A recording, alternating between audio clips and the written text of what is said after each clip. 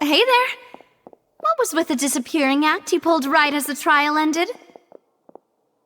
Were you looking for us, Navia? Well, this whole thing isn't exactly over, is it? I do feel that we're getting closer to solving the serial disappearances case, though. Don't you think so, too? Huh? What's wrong, my dear partner?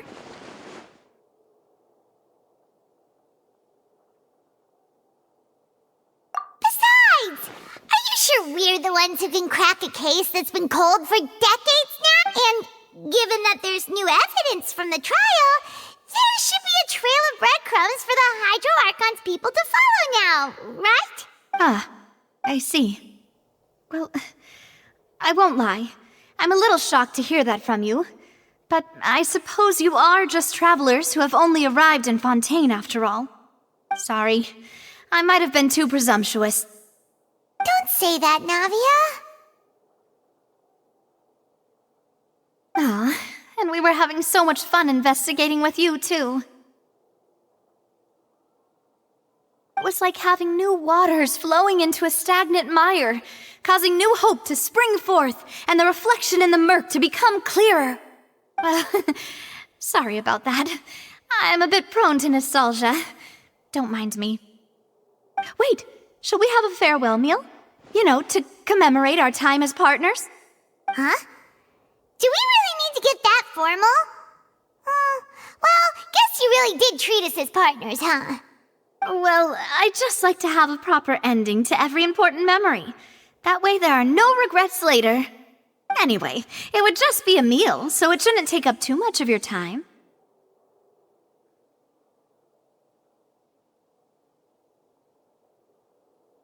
You don't have to twist Paimon's arm. If Boss Navia's treating, count Paimon in! Oh, wonderful! In that case, why don't we return to the court of Fontaine and head to the Hotel de Boer? I believe we'll make it just in time for dinner. All right then, let's have our farewell meal!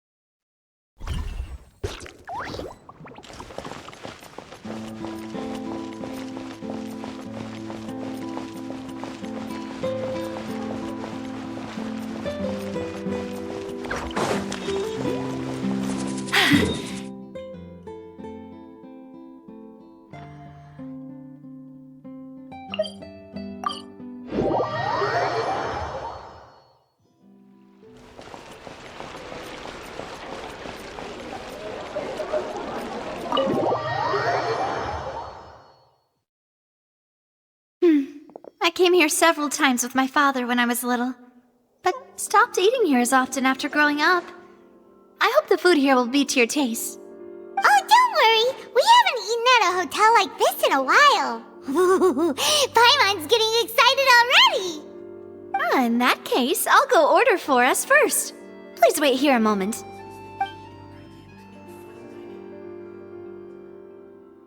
Ooh, everything looks so good.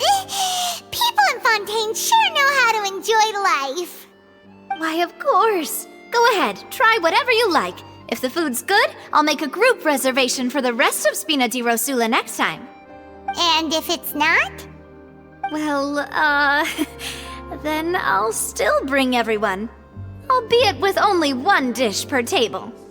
You, sure have your own way of doing things. Oh, we called this a farewell meal, but we could also treat it like a victory feast, right? We did just win that case after all.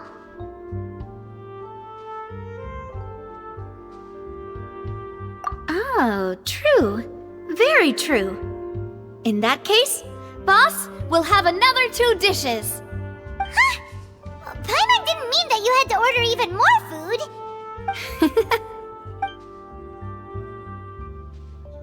Speaking of cases, do you think that the mastermind behind the serial disappearances will get caught soon now that this has all happened? Well, we've certainly taken a big step forward, but I feel that's about it. We know that there's an organization that means to dissolve these young women, but we still don't know what they are really after. If it hadn't happened right in front of us, Paimon wouldn't have ever believed that a person could be dissolved like that. Right? Yet it was because this was such a preposterous notion that the investigation could never really move forward before. Ugh. If only that guy could have finished speaking! We were so close to hearing who was behind it. In such investigations, even the smallest step can seem like a yawning chasm if the trail of clues is cut off. To be honest, I don't have high hopes for any follow-up that the authorities might conduct. It's not that I don't have faith in their ability, it's just that a different perspective is required in some matters. It's easy to guard against and deceive a single narrow perspective. A shift in thinking is required at such times in order to produce a breakthrough, which is exactly why the Spina di Rosula exist. Those highfalutin folk are not all-knowing. That's why we exist, to seep into the cracks where filth falls through, where their watch fails them. That's the kind of problems we solve. Seems Paimon thought things were simpler than they actually are. It's all right. Well, this was supposed to be a farewell meal, so I doubt you have further interest in this business, right? Let's talk about something else. Like, what are your future plans?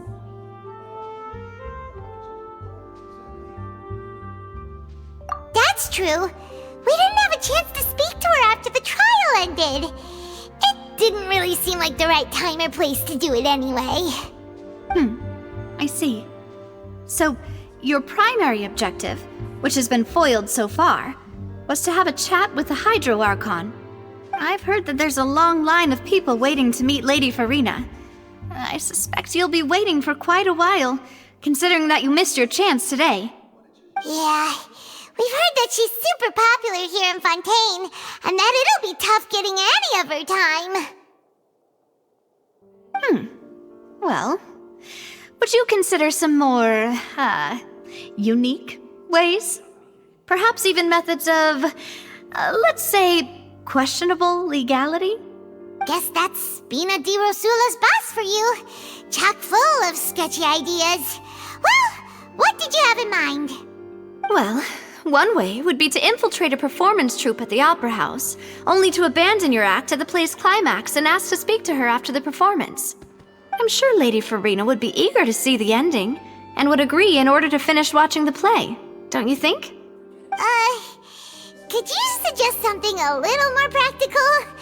This plan seems pretty hard to pull off. We'd have to go learn how to act, and acting's really hard. All right, here's another. Find a way to conceal yourselves under her bed, then wake her up in the dead of night and demand answers. Don't let her go back to sleep until she answers all your questions. I can personally testify that this one works. When I'm sleepy, I'll do anything as long as I can finally get some sleep. That might work, but that's not really the problem. The problem is we don't want to get ourselves arrested. Valid point. I overlooked that part.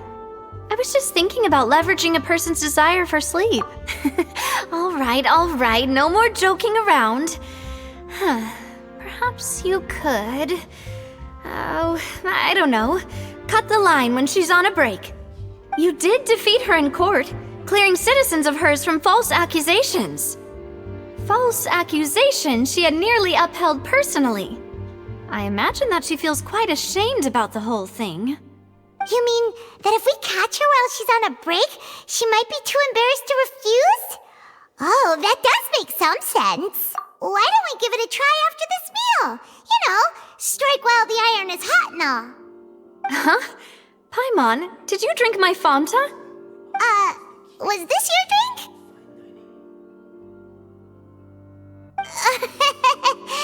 Sorry about that.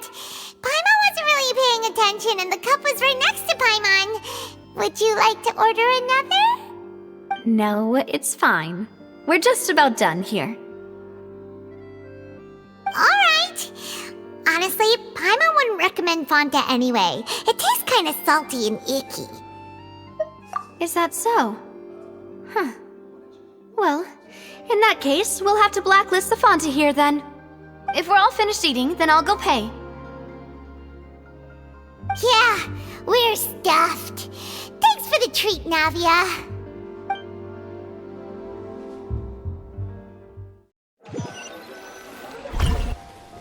Oh, so full. Paimon can barely float anymore. Nah, that would be so normal. You know, like you. Okay. As for expenses this month, we're left with... Hey, Navia, what are you doing over there? Oh, nothing. It was just a meal, you know? Nothing the Spina di Rosula can't cover.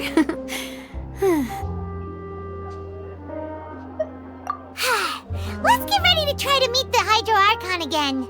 Bye, Navia! So this is goodbye, huh? Well, if you do encounter any other trouble in Fontaine, you're always welcome to contact the Spina di Rosula. I'll give your requests the highest priority. In any case, I wish you smooth sailing. I'll see you again, partner. See ya!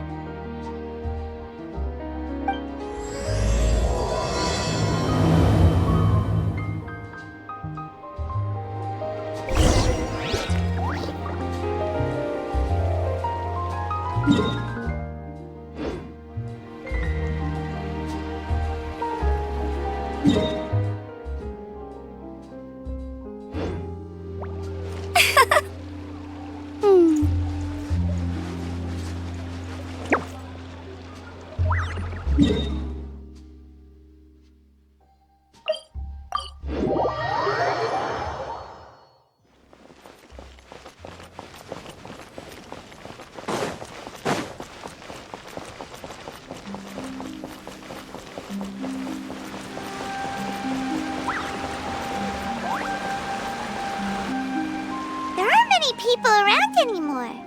Looks like that boat we took to Araneas might have been the last one. Vache. Looks like we're back here again. Huh? Traveler? Are you hearing voices again? Ugh. That's kinda spooky. Are you sure we don't want to come back in the morning? Vache. Vache. Hey. Why are you still walking towards it? There might be something nasty in the water. Huh? Hang on. Paimon can kinda hear a voice. It's calling for Vache, right? Hey, Traveler? Stop walking! Come on, wake up!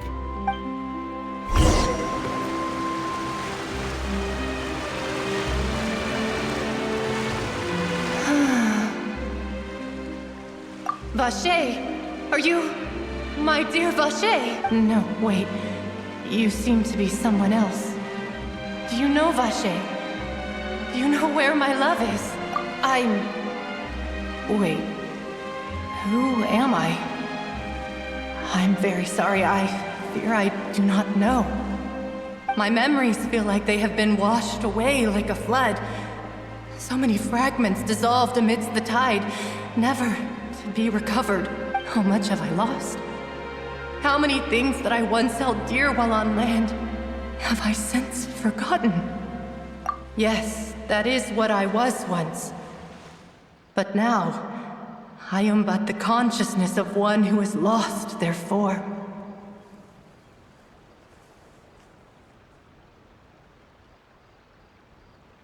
I do not know how I came to be like this either. I only vaguely remember being covered in light blue water, and then all grew dim. I also remember going to many places. I loved adventure, loved exploring places of peril. No matter where I went, Vache would go with me. I knew how dearly he loved me. And I also loved him equally as much. But now, we can no longer go back. The pain of such parting, I never knew how heavy it could be. No, our reunion no longer has any meaning. There is no way for us to create any new memories.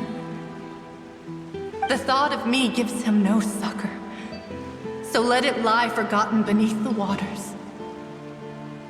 If you meet Vache, tell him not to look for me. Tell him to move on. That is the only thing I still remember. Perhaps that is so, as I was submerged in the waters, losing consciousness. I saw Vache above the surface. His eyes were filled with such sorrow, such longing. If only I could have comforted him, told him that I did not suffer. Indeed, I had felt a great warmth. Is that what you call it? Dissolving? If anything, I consider it a form of release. It was a state of neither fear nor frenzy, with only an endless peace, like the water's still surface. I could also liken it to being a thirsty person who drinks water for the first time, and only then sees how they have lived for so long in a world of endless want and anxiety. I think I hear your companion. It's time for you to go, I think. Farewell, then. I am glad that you were able to sense my presence. Remember, if you see Vache, tell him not to seek me out any longer.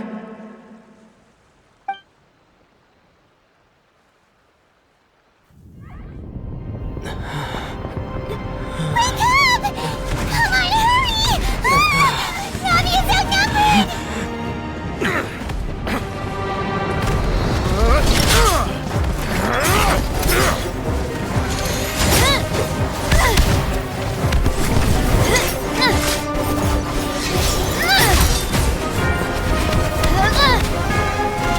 Demoiselle, look out!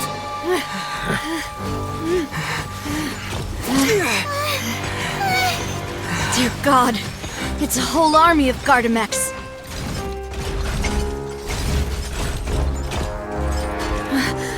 Clorand?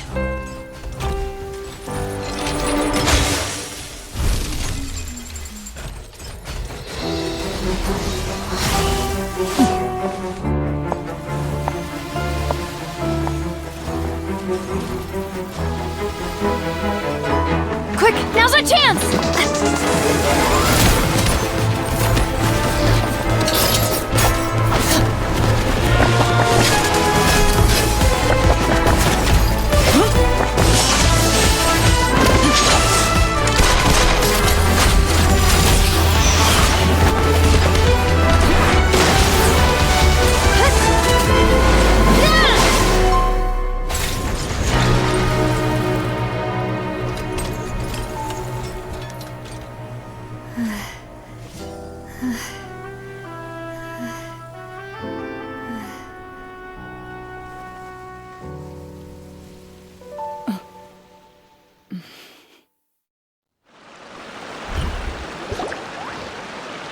I should thank you for lending us your sword there, Clorand. But before I do so, could you explain how you managed to show up here? I followed you. It seemed to me that danger has followed you more closely as of late. I believe that following someone without their knowledge is actually called stalking, is it not? Mr. Callus's last wish was for me to ensure your safety, and I will not betray his trust. He would do the same, were he alive today. Do not speak of my father! Sorry, Demoiselle. I was not strong enough. Thank you for your aid, Miss Clorand, but do keep an eye out for your manner of speech. I believe we all wish to avoid unnecessary emotional harm. Sorry, did not consider your feelings. Whatever. What else do you know? How did you come to the conclusion that I'd be in grave danger? I doubt I know much more than you, but I believe that the mastermind behind the serial disappearances is very powerful. Your performance tonight will almost certainly attract their attention. I'm sure they've known about me. To be honest, I'm shocked it's taken them this long to act against me. And what about these Gardamex? I thought only those associated with the Maison Gardiennage could control them. None of these mecha have serial numbers. I was sure to check a moment ago. They are not the ones used by the authorities to enforce the law. I can only conclude that some powerful or wealthy party must have obtained them via illegal means, deploying them as a private force of sorts. What? Your point being that they're out of Spina di Rosula's league, then? Yes. Be careful, and do not act rashly. I will continue investigating no matter what. We will bring the truth to light. That's my father's true last wish. Regardless, thank you for your help today, Clarande. But if you get any ideas, tell me first. I don't much appreciate being followed. I do not think that they'll strike again anytime soon. So I shall stop following you. Good day, all.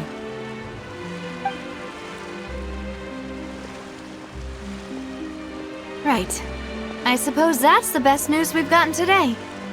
Demoiselle, I believe that Miss Clarande was being sincere with you.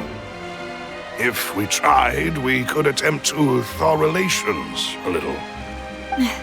I know, she's... Oh, thank goodness! Paimon thought we were done for!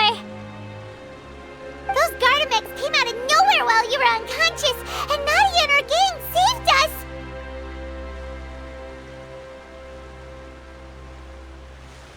Oh, and there was that champion duelist named Clarande who came out to save us too! We got lucky there. Paimon probably couldn't have fought them off otherwise. Oh, come now. Forget all that polite talk. That wasn't really a farewell meal we had back there. Not for me, anyway. In truth, I hope that every meal we have together shall be a victory feast. As such, we're still partners. There's no need to thank me. It will take 50 years for me to match Demoiselle's magnanimity. If it were me, I would have joined the Spina di Rosula on account of her goodwill long ago. All right, you two. That's enough. Actually, Navia, how did you know that we were in danger? You sure did show up in the nick of time. Well, to be honest, you're the one who tipped us off, Paimon. Huh? Really? Paimon contributed somehow? Oh, Paimon's even more amazing than she thought! Yes, all thanks to you grabbing my drink by mistake. How did that help? After we parted ways, I was on the way back to one of our bases when I suddenly thought of what you said. That the Fanta tasted kind of salty and icky.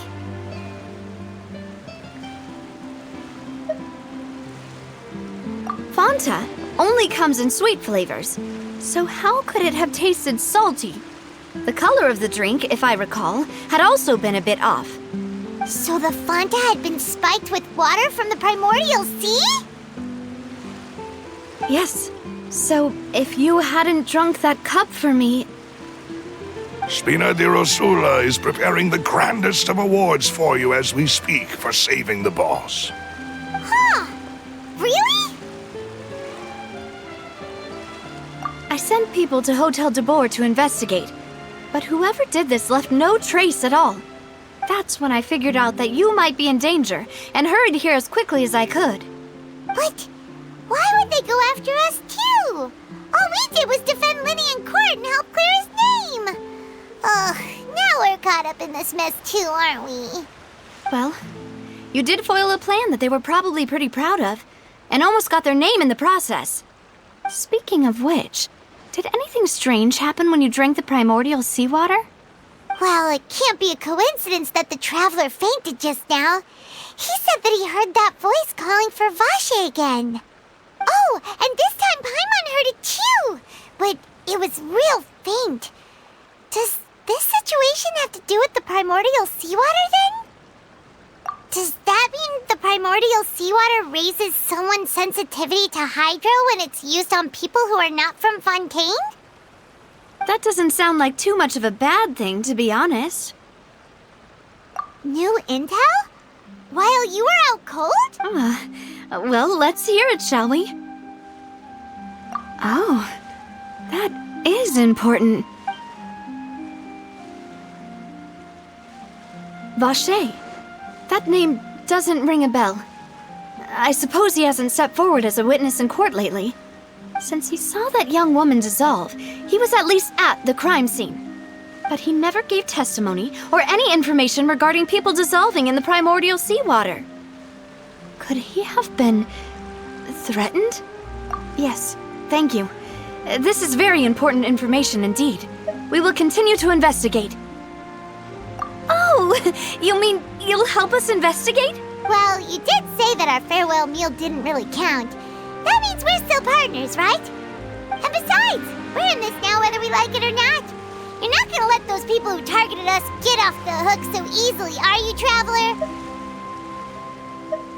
Demoiselle, do try not to look quite so pleased. You are the face of Spina di Rosula, after all. You talk too much. Well, in that case, let's head back to one of our bases, shall we? I'll arrange accommodations for you. We also have some plans to go over, and hopefully we can deepen our bonds as partners. But we'll take that one step at a time, I guess. Don't worry, you two. With us around, our base is definitely secure.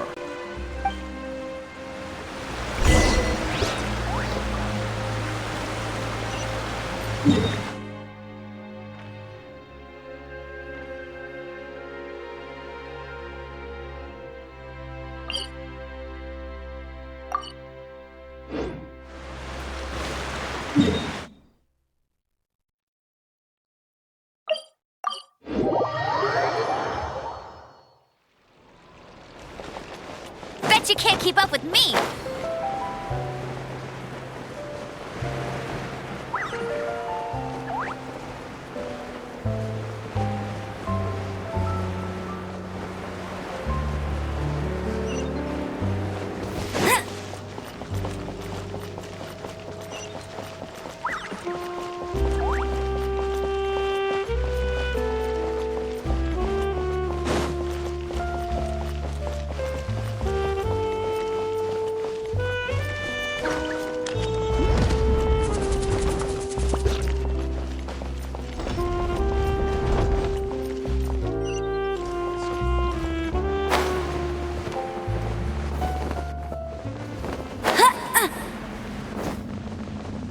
I won't let you down!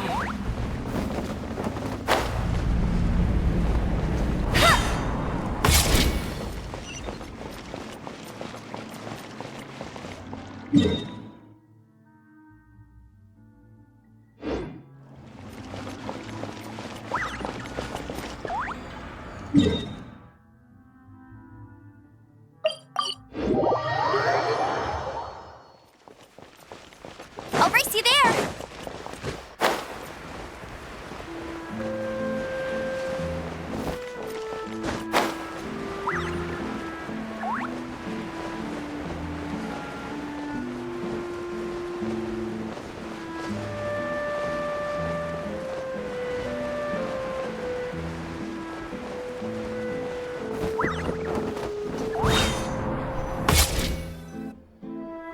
It's right up ahead, but let's make sure we weren't followed first.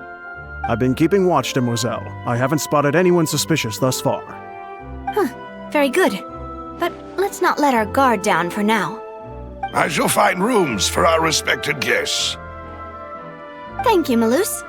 Now, let's continue, Traveler.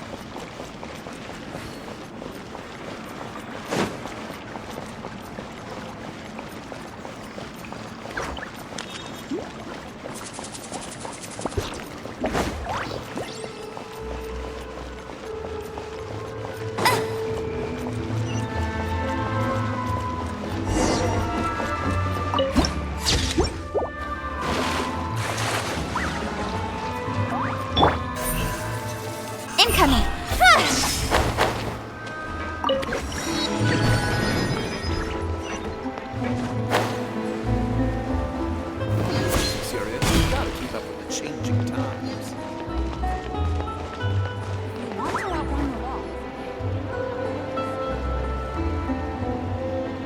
So, this is your base? It's not quite what Paimon imagined. Your accommodations have been arranged. Under the present circumstances, I can confidently say it's the best we have.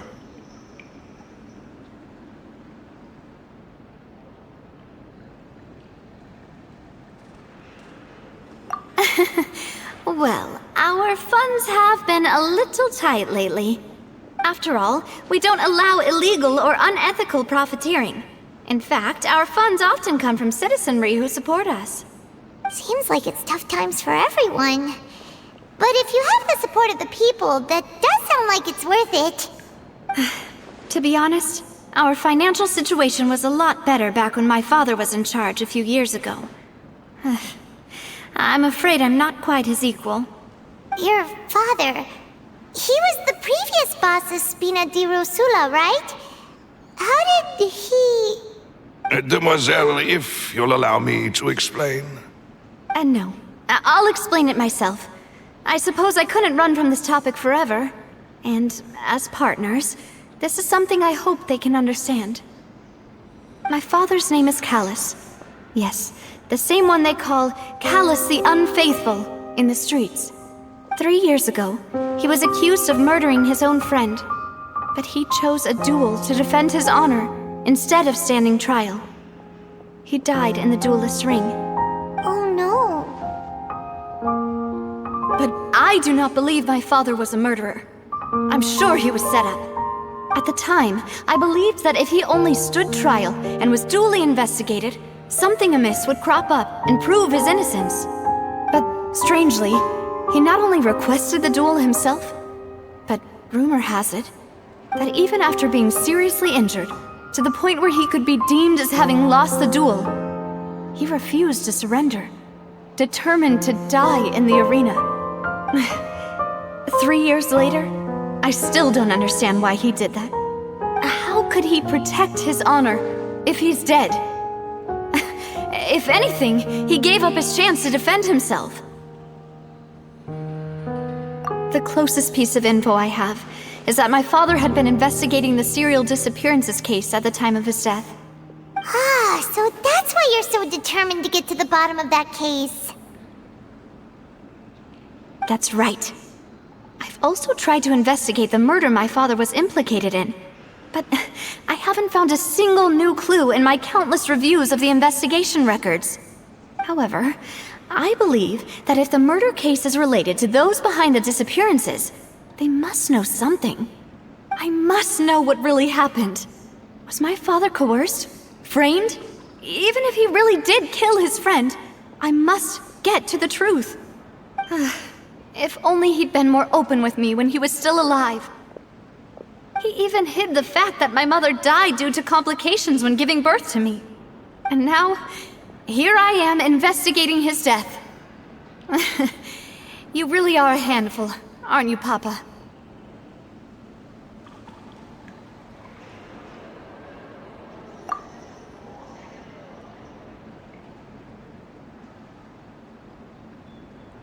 Demoiselle, please, if there is anything I can do, anything at all. I also will never believe that Master Callus murdered anyone. There are none whom I respect more than the two of you, Demoiselle. Master Callus did so much good in life, yet all it took was one murder case for him to be dubbed Callus the Unfaithful. Even our supporters decreased greatly due to that incident, hence our strained finances at present. Wait, if Callus was such a good man, wouldn't people at least be a little suspicious when he was accused? No. Perhaps people just revel in that kind of drama. It's not something exclusive to people from Fontaine, really. Everyone's like that. People love watching the evil turn over a new leaf, but they also enjoy watching good people fall into an abyss from one slip-up just as much. But how could... never mind. If Callus was really falsely accused, we have to find the truth. He didn't deserve to have that happen to him. There is one other thing. Master Callus's opponent in the duel was Ms. Clorand. Oh, her? Well, then, isn't that as good as saying that she was the one who killed him?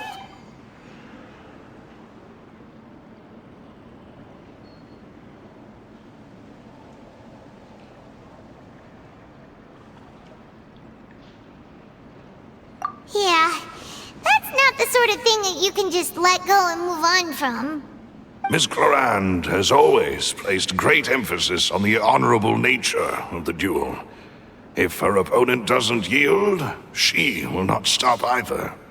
She knew Master Callus beforehand and greatly respected him, but seeing how he was resolute in the arena, there was only ever one choice she could have made. It's not that I don't understand her at all, but I just can't deal with this yet. Don't worry, Navia. Paimon knows how you feel. You don't have to force yourself to do that. Afterward, Ms. Clorand told us that at the start of the duel, Master Callus requested that she ensure Demoiselle Navia's safety.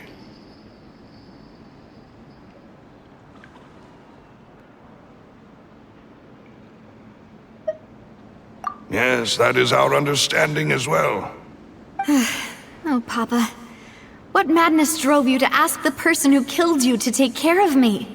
All right, anyway, that's the information I wanted to share with you. Even if it did sound like I was just complaining towards the end.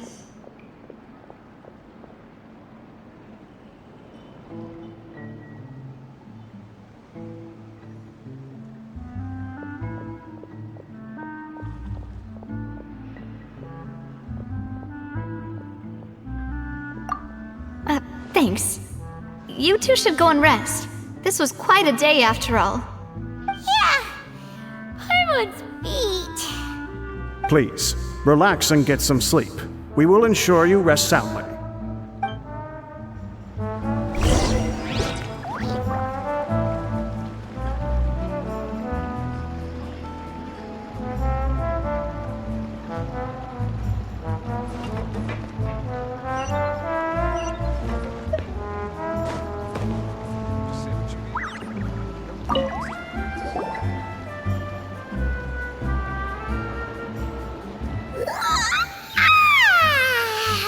Paimon slept so well. This place feels almost too safe. Huh? Navia? Where did the other two go? I sent them back to Poisson. It's Spina de Rosula's place of origin, and where we have our headquarters. There's not much for them to do here at the moment. Paimon gets the feeling that you're just trying to get them off your back. But never mind that. When did you get back? Were you waiting here the whole time? No, I just returned after going out for a while. I did some investigating yesterday regarding the name Vacher. Wait, so you didn't sleep at all? How could I after having such critical new evidence appear? Guess Paimon wasn't speaking for everyone just now, huh? Unfortunately, this name seems to have been wiped from existence. It doesn't seem to have a match anywhere. I suspect that those behind this have already taken steps to hinder an investigation from this angle. But that does prove that this Vacher person is a key witness in the incident. Does that mean we're too late, though? No. There is one ray of hope. One place in Fontaine that they would find almost impossible to threaten, no matter how much they wanted to. And that is the archives kept by Chief Justice Neuvillette. A place where detailed files on all the cases in recent years are kept. If the Oceanette you met is one of the young women who went missing recently, we should be able to find some related information there. So Neuvillette maintains an archive of case files? Whew, guess that's the hard-working Chief Justice for you. In that case, let's go talk to him, shall we? Aren't you coming along, Navia? Did you get tired? No, it's nothing. let's go see the Honorable Chief Justice.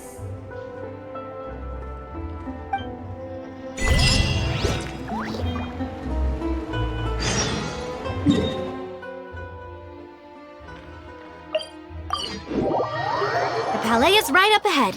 Come on.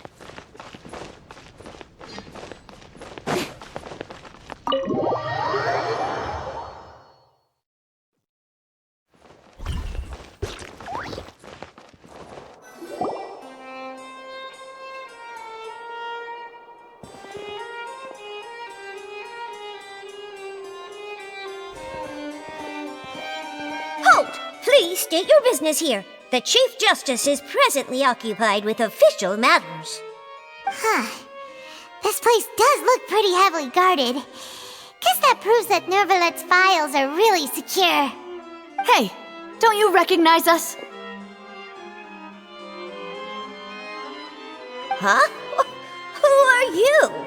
Just to be clear, I don't care who you are or who you might be related to.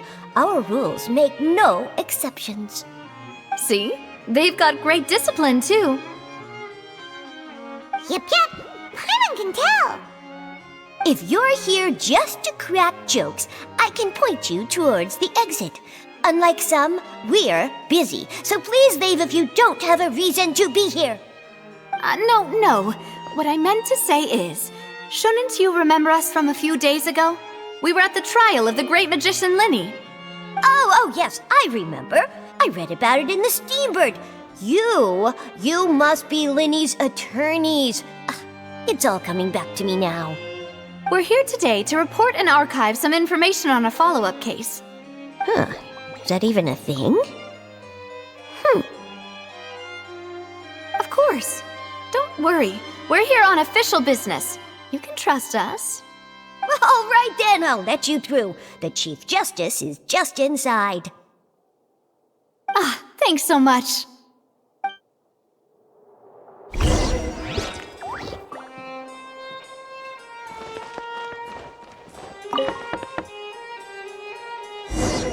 Please come in.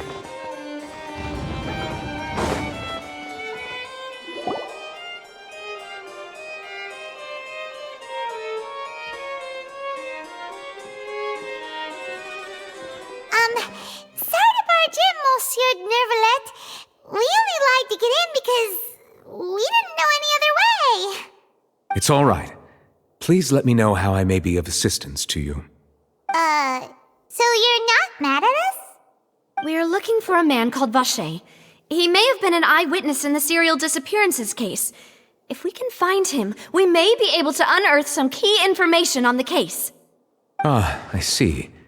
In that case, please wait here a moment while I browse through the files.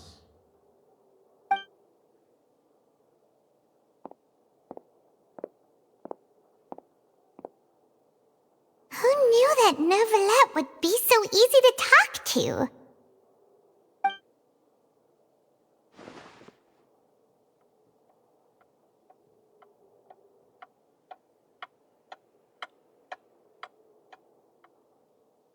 Unfortunately, I'm quite certain that no one by the name of Vacher has been involved in any case, criminal or civil, in the past several years. There are no records of him either in the files or in my memory. Traveler, what if it was really just a dream? Is that so? All right then. Thank you so much, Monsieur Neuvillette. We'll take our leave now.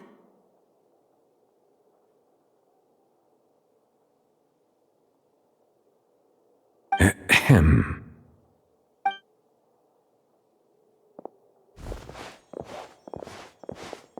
Miss Navia, I can understand how you feel. Your father, Callus, was a truly exceptional man. We deeply regret his passing.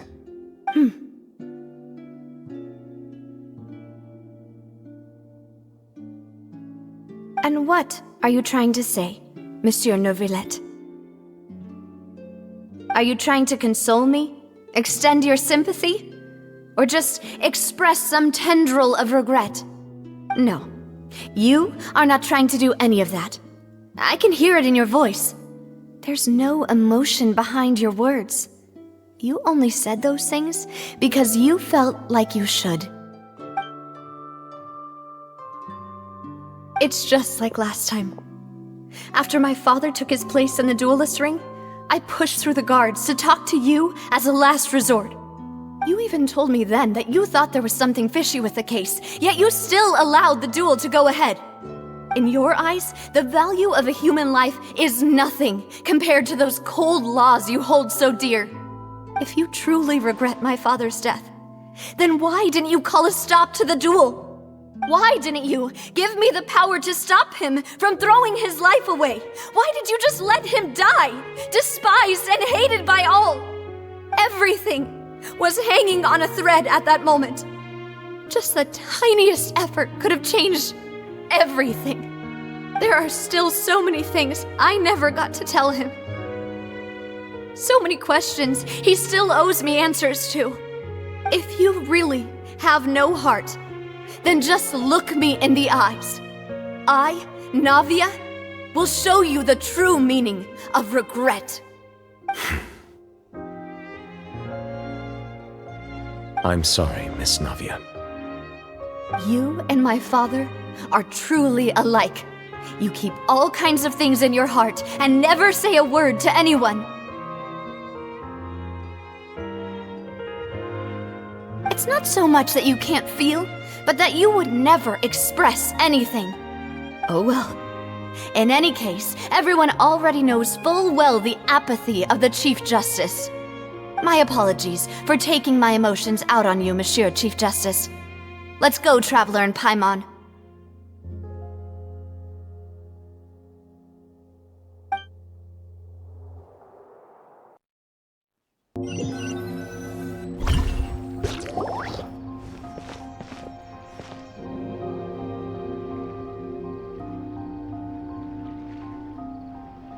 Navia, are you okay? I'm fine. Rain. It's raining. You're right. Wasn't it still sunny when we went into the building? And there shouldn't be any active trials today. How strange. Now that I think of it, on the day my father was convicted of murder, it was also raining. What is it? Did you think of something? Yeah, he was outside. It was uncovered and the rain could fall there. Why? Do you think the rain could have affected the crime scene? That thought has occurred to us before. We've even expanded the search area to try to account for that, but didn't find anything of value. Oh? Wait. You don't mean... So you're saying that the true murderer could have been turned into water and then got washed away with the rain? Yeah, and if that's what had happened, then no one would have believed your dad, even if he explained what he saw to the authorities. I really think I found a true genius for a partner. You're completely right. How did I not connect the dots earlier? All right, let's go to Poisson. With this new lead in mind, we'll get to the bottom of my father's case for sure. Yeah, we're gonna make progress for sure this time. Do you want to go with me now? Or do you want to head over by yourself later?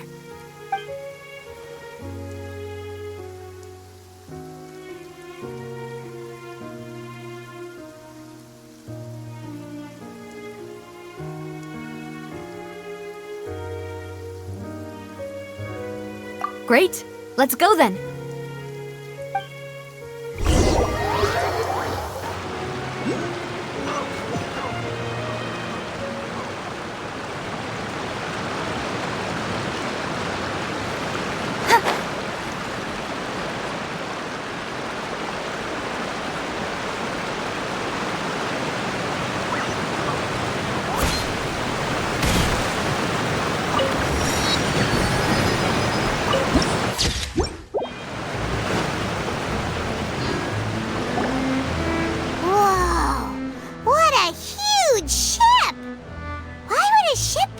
At a place like this? There's no need to be so surprised. While it may look like a ship, it's actually Spina di Rosula's headquarters. My father was the one who asked for it to be built like this. Perhaps our taste in exterior design is the only thing we occasionally had in common. A gigantic and glamorous ship embodies discovery, opportunity, ambition, and conquest. It symbolizes Spina di Rosula's bright and limitless future.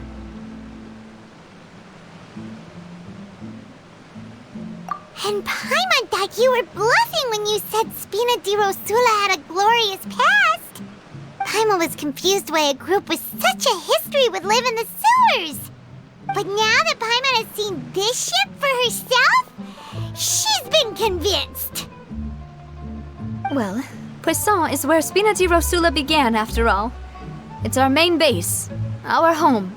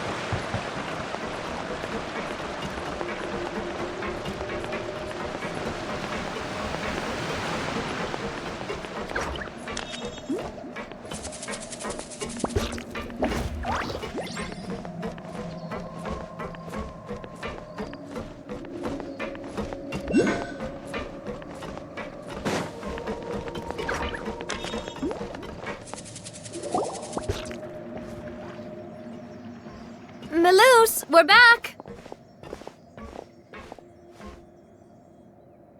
Apologies for the wait, demoiselle, and our most important partners. You said before that you still had some business at the court. What brings you back to Poisson so quickly? About that. It's because my partner here reminded me of something really important. You see, what if my father's case had something to do with water from the primordial sea? You still remember, right, Melus? On that night, it was raining? Yes, the case was quite similar to that of Mr. Linney's. Both were what you'd call impossible murders.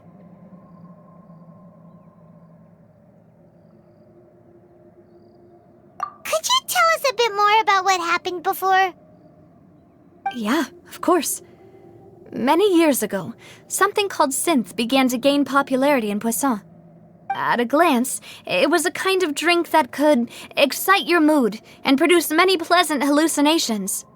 Wait! Didn't that guard guy who turned into water also mention that the primordial water could be used to produce some kind of potion? Yes, he did. Considering what we know now, it's almost certain that synth is created using water from the primordial sea. If you drink synth for an extended amount of time, you'll suffer many side effects, such as losing the ability to focus or control your emotions.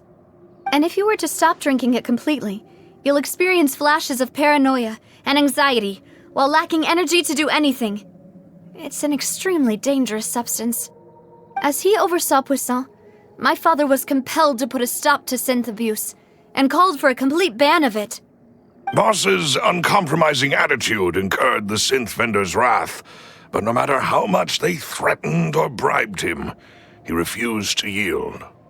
Not only that, Boss became determined to find the mastermind behind the synth operation and put an end to the problem once and for all. Yes, but the enemy was very cunning.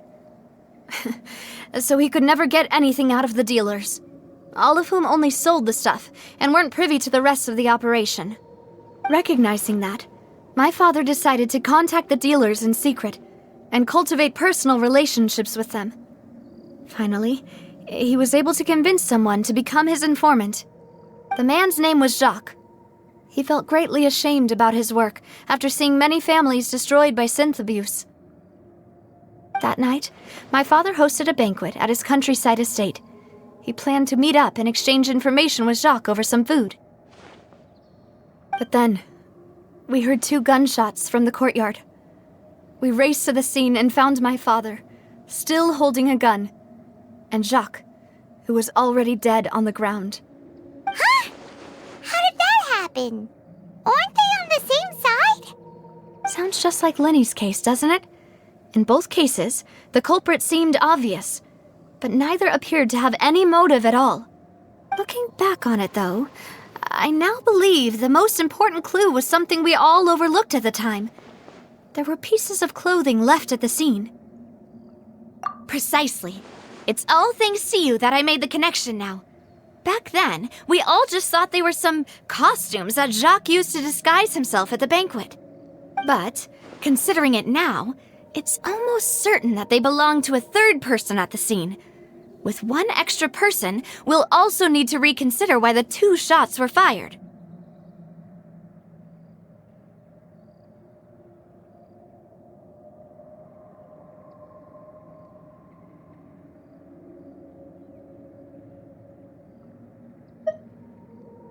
You're right. We still don't know what happened. But my intuition tells me that we're on the right track to figuring it all out. I'm finally headed towards the truth. Jacques was an empathetic man who was infinitely remorseful for his past actions. It's unlikely that he turned on Boss with 0 warning. I think this third person is probably the key to the full truth. On that note, however, even though this will not please you, demoiselle, as your and your father's butler, I must still offer a word of warning. Our opponent is insidious and cruel. They are extremely difficult to deal with, and Boss has already lost his life trying to bring them to justice. Even though Spina de Rosula has lost most of its former glory, Poisson has welcomed a new time of peace, and we have been allowed to live out our lives. There is no need to follow your father's path. It would be both wise and in line with Boss's wishes to step back and give up on the case. If that's indeed what he wished for, then he should have told me that himself. Was I not the closest person to him? And yet, I was the one most kept in the dark. What was the point of him dying without sharing any of the secrets he knew? Did he manage to protect anything in the end? Synth is still here. Callus the Unfaithful is still his epithet. And Spina di Rosula is barely getting by. Nothing has changed. Did he think I'd just accept his meaningless death and live out my life just as meaninglessly? I've never accepted that. Ever. Not since that day, and certainly not now. I want to find out the real answer for everyone's sake. For the missing girls, for the victims, and for myself. Navia. This is indeed the best moment to act. Your partner appears to be quite reliable, and more importantly, demoiselle, I think you're also ready to take this on.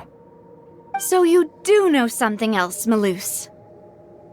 Yes, I do. In fact, even before that banquet, Boss already knew of the connection between Synth and the serial disappearances case.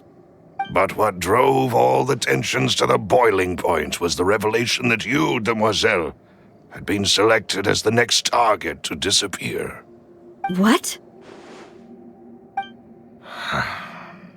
Boss also didn't tell you that he had been diagnosed with a rare illness. The doctors told him that he had no more than 5 years left to live. And the serial disappearances case caused him great anxiety. 5 years was nowhere near enough time to resolve this long-standing conflict, but once he passed away, all the danger would pass on to you. Knowing all of this, he decided to use one final intimidation tactic before his death. He claimed to have already gotten his hands on some key incriminating evidence for the other side, and even told some members of Spina de Rosula about the details. But as long as you remained safe, he would not share the evidence with the public.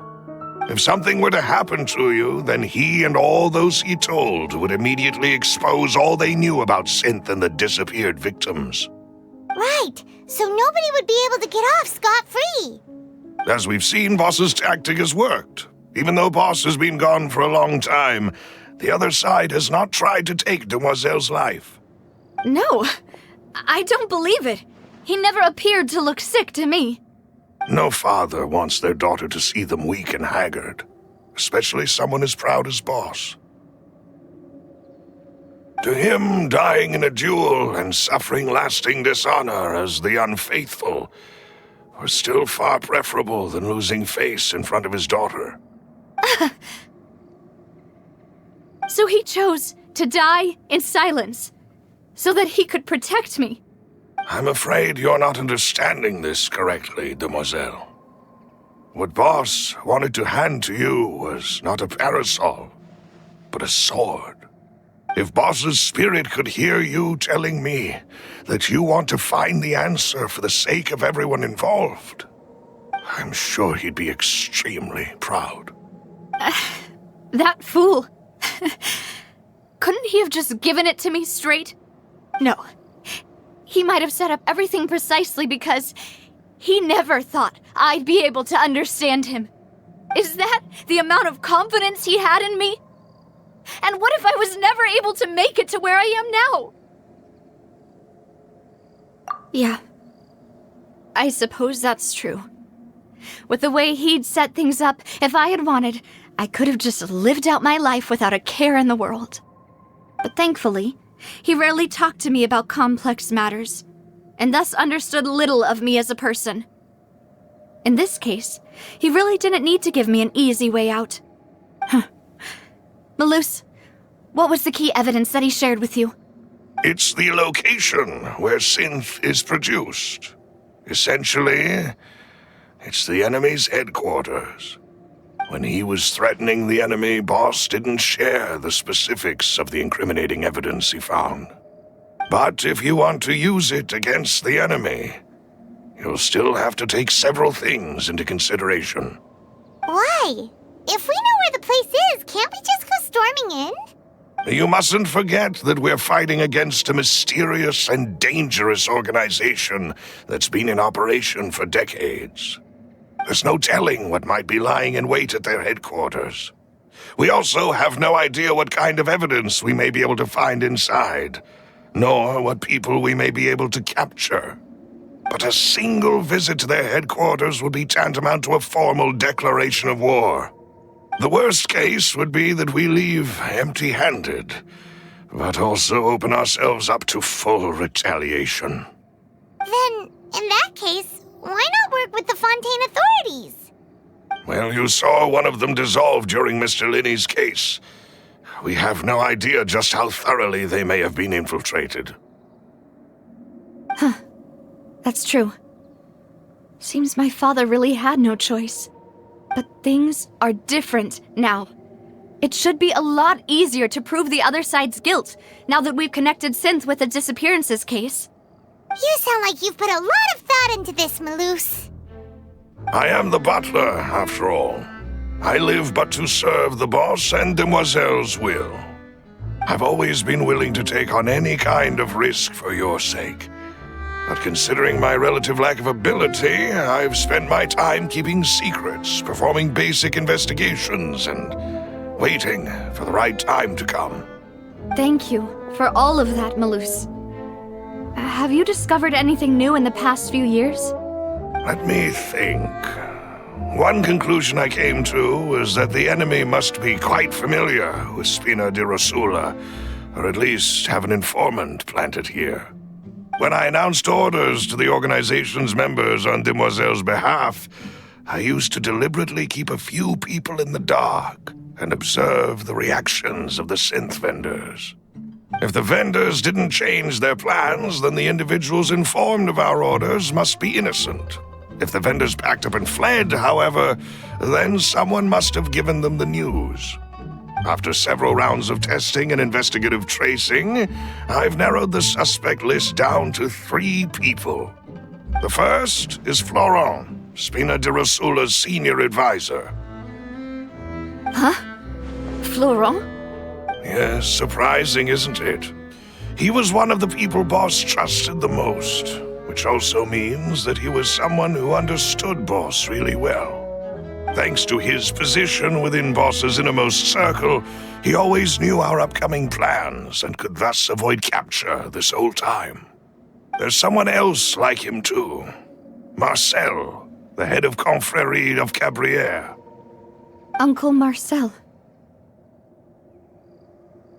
It's a guild in Poisson. Boss helped it to grow to its current size and prominence. In the beginning, they were only reselling some daily goods, but now they're one of the richest guilds around with a lot of business connections in the city. So, they're like a sister organization of Spina di Rosula? Yes, you can say that. When we were fighting against the synth dealers, they provided us with plenty of support. It's a bit difficult to imagine someone using their own money to hunt down themselves. The final suspect is Thierry, the man responsible for coordinating information between Spina di Rosula and the guards. Although the guards mostly leave us to our own devices, there are still many activities we have to report to the local authorities. Since Thierry is always in the know about our current activities, he could theoretically always plan one step ahead. I see. These are all people who I communicate with quite regularly. To think that the enemy we've been fighting against has been right next to me all along, among those I trust the most. It's almost too hard to believe. If you want to investigate them, please take every precaution to not alert the quarry. Judging from our experience, the enemy is extremely cautious. Of course. And thank you, Malus. You've provided us with a lot of great information. You're too kind, my lady. I'm just doing my duty. And before I forget, proving Boss's innocence would also mean clearing him of blame in Jacques' death. After that incident, Jacques' wife and daughter were taken into the Spina's care. They still live in Poisson today. If it might help, you could also pay them a visit. I can make the necessary arrangements. Aw, thank you so much, Malus. You really are the best. A new case awaits, my dear partner.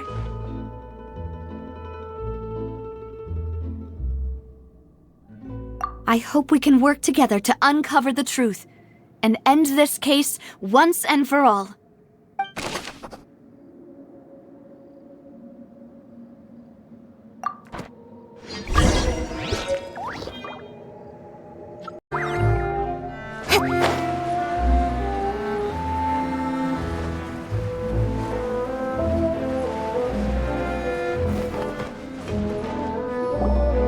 It is settled, then. Please excuse me, and enjoy your conversation at your leisure.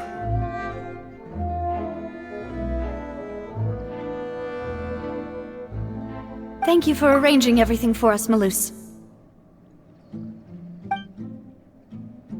Excuse me, miss. Do you need anything from us? Hey,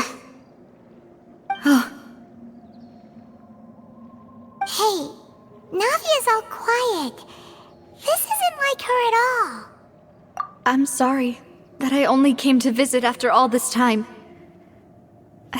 After what happened, I didn't know how I was supposed to face the two of you.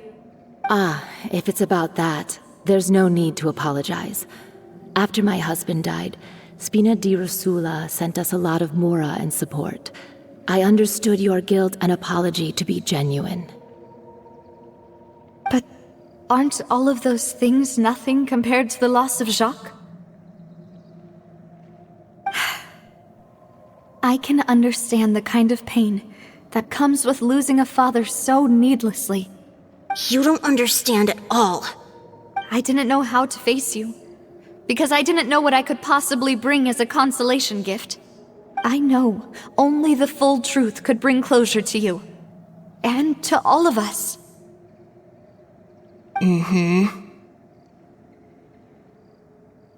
I'm sorry.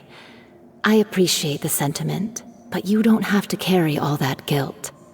On the matter regarding my husband, my daughter and I have more or less found our answer already. Would you mind sharing it with me? I really can't believe that my father could ever bring himself to shoot Jacques. I always knew that my husband's money was earned through others' suffering. He told me countless times that if he could turn back the clock, he would never go into the synth business again. He had many regrets, and felt that he took the idea of providing for his family too literally. For the longest time, he thought Mora was everything. So when Mr. Callis came to him with a proposal, he accepted it almost immediately. He tried to be as careful as he could, but even so, he was still found out by the higher-ups. They found out about his betrayal? Papa didn't say that exactly, but Papa did tell me that I should never be ungrateful. Before he left that day, he told me that he had no choice. It was only later that I realized it was his final farewell to the two of us. I don't know that for sure, but you could say that's the conclusion I eventually came to. Which is why I'm the one who should feel guilty. Callis had always taken great care of us, both when he was still alive and after he passed away. Even if he fired the shot that killed my husband, it was likely in self-defense. It is impossible for me to hate him for what he had done. But Mama, why is Papa still the bad guy if he did the right thing? Papa always wanted to be a good man, so why did he have to do a bad thing in the end? Well, things aren't always as they seem. You still feel like your papa was a good man, right? Yeah, Papa was a really good man. The best in the whole world. Then you should hold on to that. If a good man had to do a bad thing, then he must have had his reasons. Regardless of whether he left you a parasol or a sword. He must have done so to give you a better life. Oh. Thank you for everything you've told me. I will definitely find the truth. The current state of things is not something I'm willing to just sit back and accept. Thank you. I'm very grateful to hear this from you. Even though your personality is quite different from your father's, your determination when you speak is really similar. You really think so? That's the first time anyone said that to me.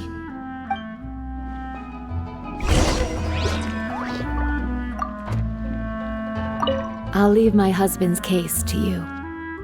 Thank you, Miss Spina, and Miss Spina's friend.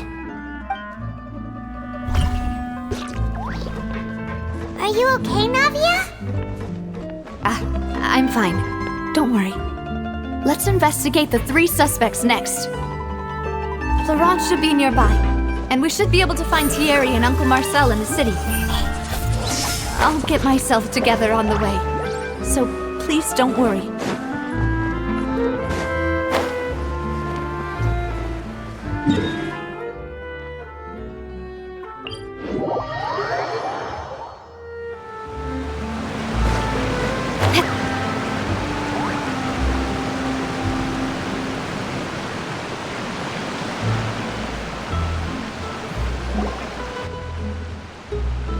Greetings, boss.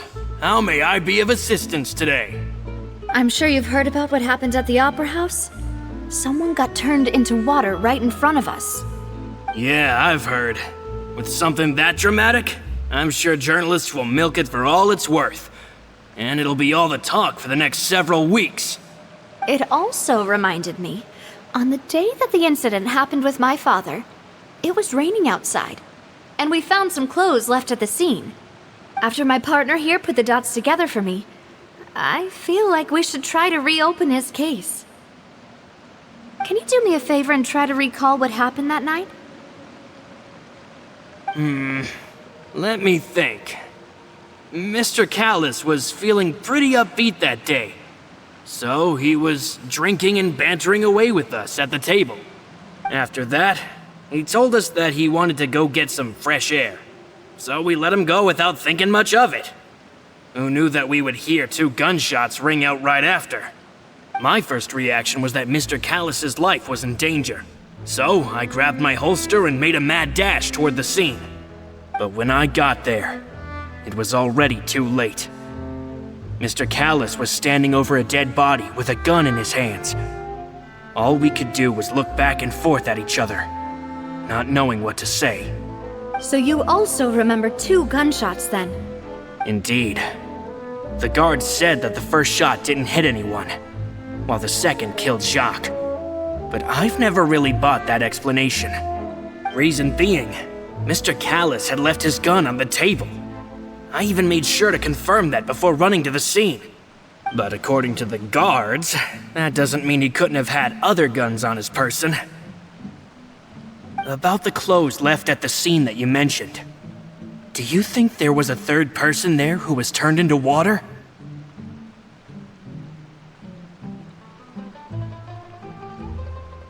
At least from our perspective, my father had no reason to kill. So he would also have no reason to bring an extra gun with him. The gun he was holding probably belonged to Jacques, or a third person on the scene. Yeah, that makes a lot of sense. So you're saying Mr. Callus ended up with the gun because he seized it from one of the other guys?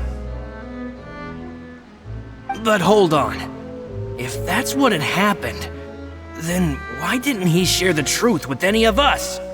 He didn't even want to face the Oratrice machine, and chose instead to prove his honor in a duel. Did he lose all faith in the courts after seeing someone dissolve right in front of his eyes?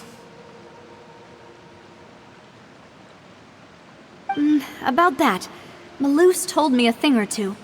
So, I think I can understand why he committed to the duel. I'll tell you everything, once the whole truth has been revealed. I understand. Then, I'll leave Mr. Callus's honor in your hands, boss. And if I may just say one more thing.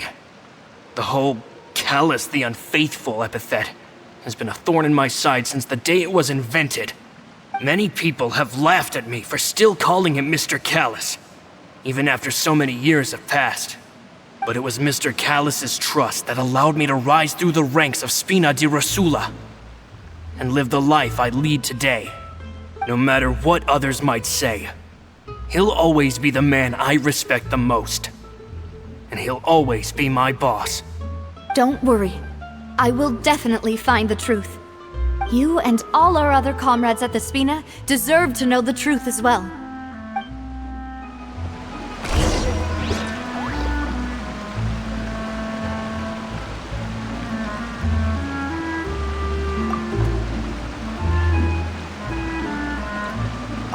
My apologies, boss, for that last sentimental bit. It's just... many years have passed while I've held my tongue. It's not often that I get to share my true feelings.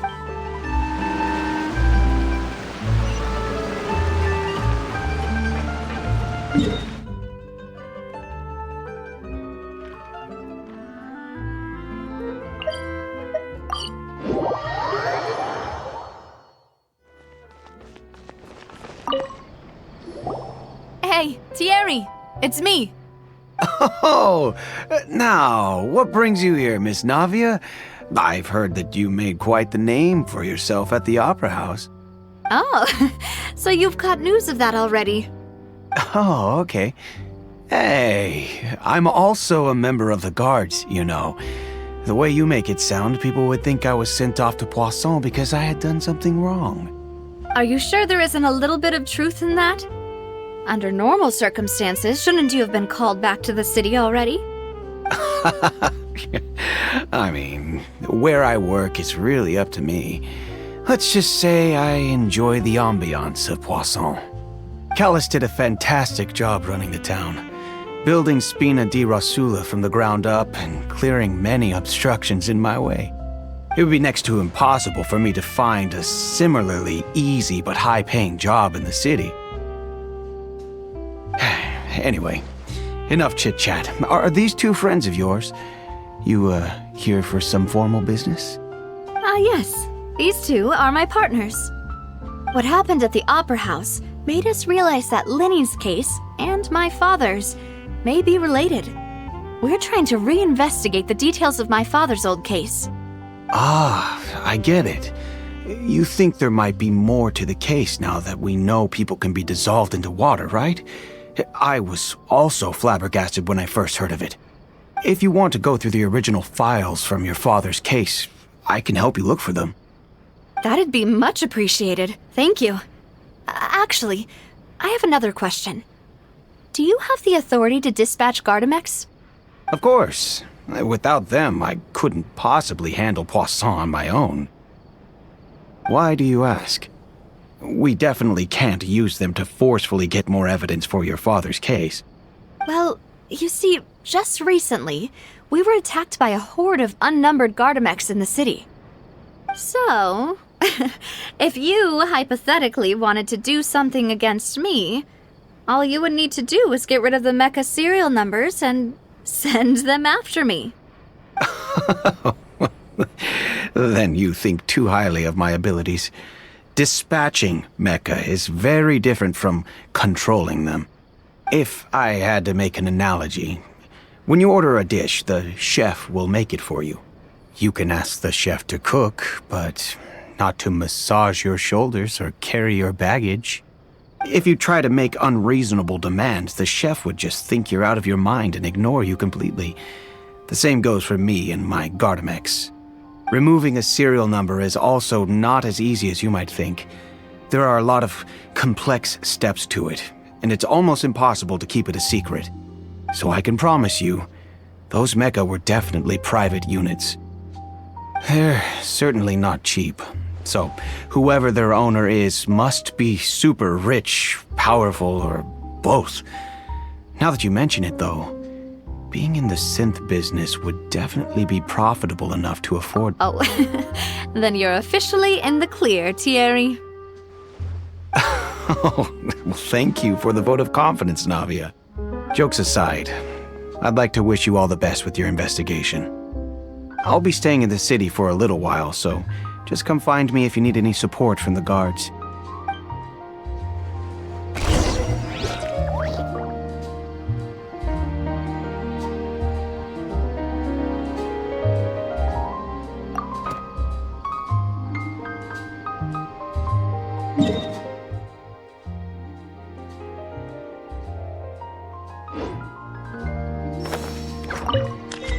I'll see what I can do for you in Spina di Rasula when it comes to guard stuff, but don't go advertising it to everyone else.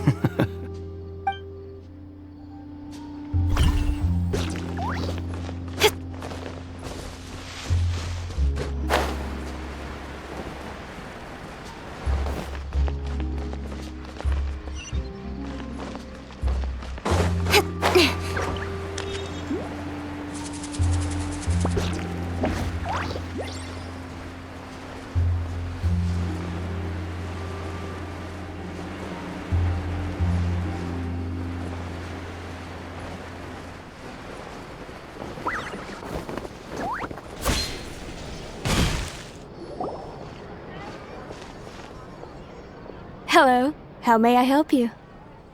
I'm here to see Marcel. Could you please let him know?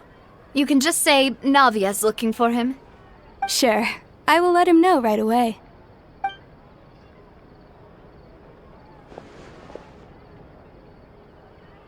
Navia, hello. Sorry to keep you waiting. I'm not as young as I used to be, so my legs are giving out a bit. Oh, it's all right, Uncle Marcel. There's no need to stress. I just wanted to talk to you briefly about what happened in the Opera House. I'm sure you saw everything too, right? Yes, I've never seen anything so strange. Oh, you were at the Opera House too? That's right. I went there with Navia to see the magic show. Who knew it would turn into a whole murder mystery? I also witnessed your marvelous sleuthing work. Quite impressive. To beat the Hydro Archon at her own game on her own turf, I can already imagine everyone in Fontaine discussing your exploits over a few glasses of wine. Oh, Paimon doesn't want to become the talk of drunkards. Apologies. It's just how Fontaine is as a nation. Everyone loves drama and theatrics. Uncle Marcel, you've also noticed that other thing, right? The fact that humans can dissolve in water? Yes, I was reminded of your father's case right away. Is that what you're investigating now? Exactly. I still don't have much solid proof, but I can sense that the other side has already begun to act. Oh, and what makes you say that? We were attacked on Araneus by some unnumbered Gardamex. And there was also an attempt to get me to drink water from the primordial sea. If not for the vigilance of my partner, I probably wouldn't even be here talking to you right now. Oh, you're giving us too much credit. Wasn't it you who protected us? Alas, it seems things are heating up again. The peace that Callus sought so dearly will soon become a thing of the past. But rest assured, Navia, Poisson will always remain a safe haven for you. If you're scared, you can always return there. If anyone dares to lay their hands on you there, the Confrérie of Cabrières will use its funds to the last Mora to bring them to justice. Thank you, Uncle Marcel. But I don't intend to go into hiding. I'm going to strike while the iron's hot. Do you have any new thoughts on my father's case? About that. Sorry, my age is catching up with me, so it'll take me a while to recall my memory.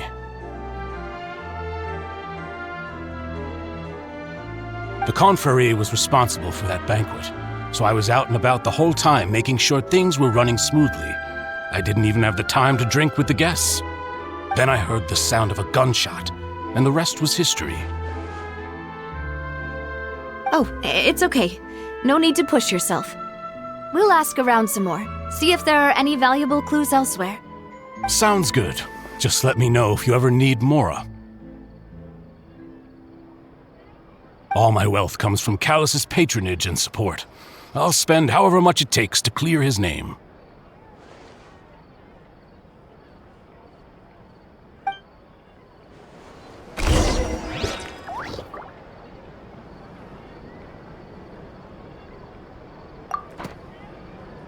Alas, why do these kinds of things happen to the kindest people?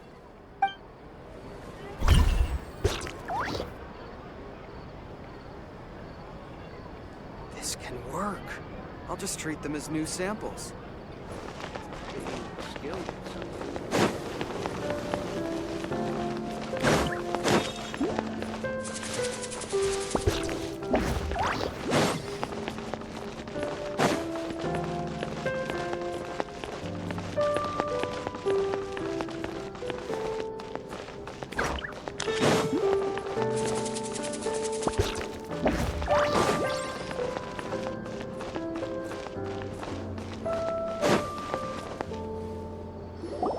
We've talked to all three suspects, purely based on their conversations with me.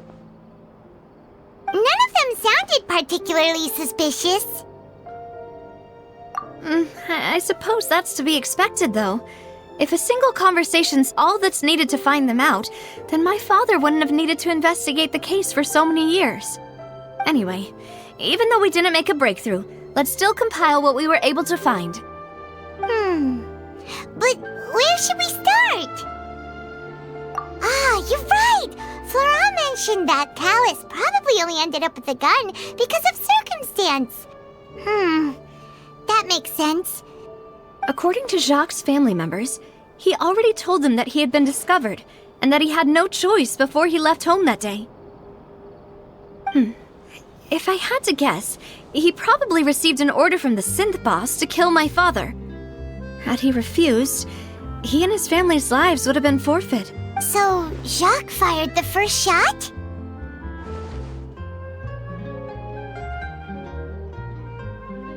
Oh? And why is that?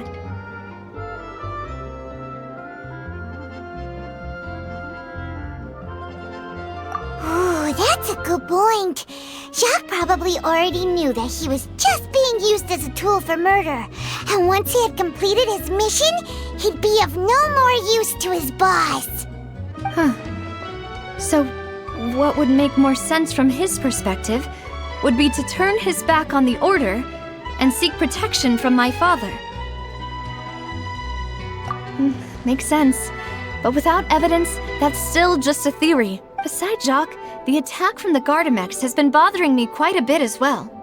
It's obvious that our enemy has become more antsy after the secret of the primordial seawater was revealed. Do you think he knew, even then, that we'd follow this lead to the end? Given everything that's happened since, it's quite possible. But who among the 3 suspects would have the ability to control privately owned Gardamex?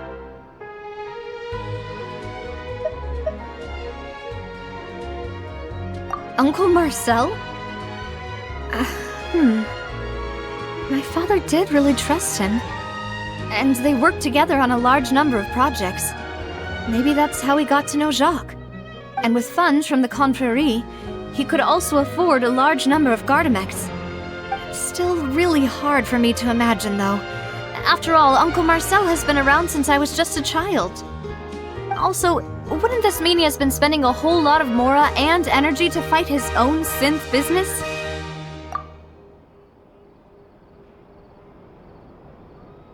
Florent? It is true that he was closest to my father, and thus had the best chance of learning about his dealings with Jacques. But as Spina di Rosula's advisor, his work mostly deals with personnel and security, so he shouldn't have much means when it comes to finances. So you're saying he's too broke to afford a mecha army? Exactly. He can't. And even if he could, I don't think he would be able to dispatch a whole group so quickly. Thierry, you say? Huh. It is possible that he's figured out a way to convert the Gardamex for personal use. But I didn't feel like he was lying when he was talking to us about the mecha. I also don't think he'd be able to keep that kind of tampering under wraps. Yeah. Had he actually tampered with the mecha, we'd be able to prove it with a simple check of the guard's inventory. If the mecha were taken from the guards, it should be pretty easy to find out when and how that happened. Who could it be?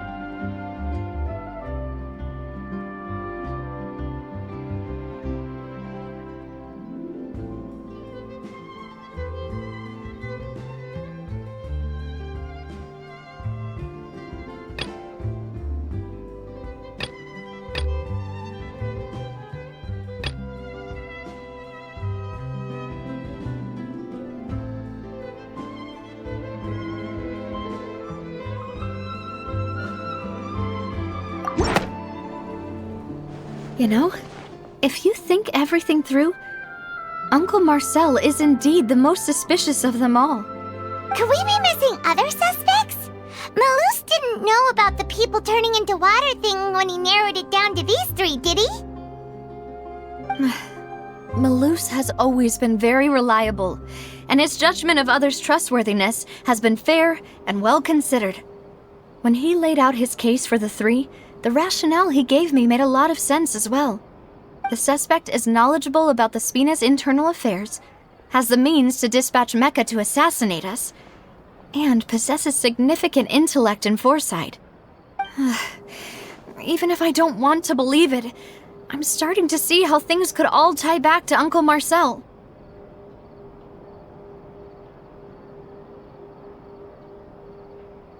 Well, we still have another trump card on top of all the theorizing and speculating.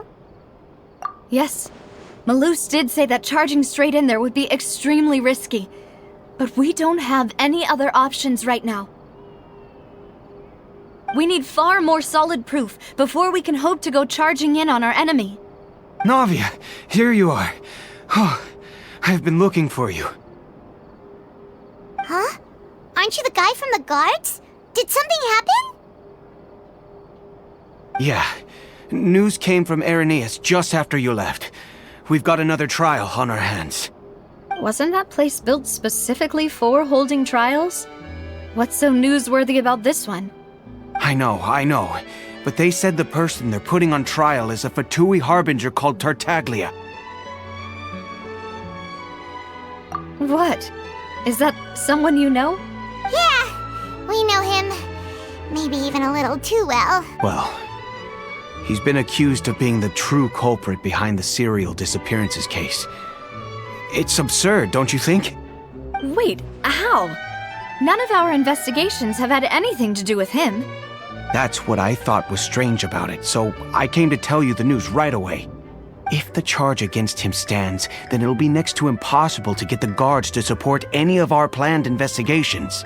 Right, because they'll think they've already found the culprit. Yeah, and it'll be a lot harder then to clear Mr. Callus's name. I understand. Well, partner, what do you think we should do? We still haven't found any conclusive evidence. Huh? Split up? What do you mean? Just as expected of my partner. Since this is a trial about the serial disappearances case, the culprit's attention will be focused on Irenaeus, leaving his home base wide open. You're right. This is our best opportunity. All right then, let's do this. I'll stall them at the Opera House and charge Marcel as the true culprit. I won't have any chance of making that charge stick, though, unless we find more evidence. It'll be up to you to make it back in time and hand the decisive evidence to me. We'll help you, just like you helped us in Lenny's trial. Demoiselle, please allow us to accompany you. I'm ready. Malou, Silver, when did you two get here? We heard that you'll be leaving Poisson and figured that you might require our assistance. It's our hope that your confidence will be bolstered with the two of us by your side. Thank you so much. Then, let's make haste for Irenaeus. Paimon, Traveler, I'll see you at the Opera House. See you then!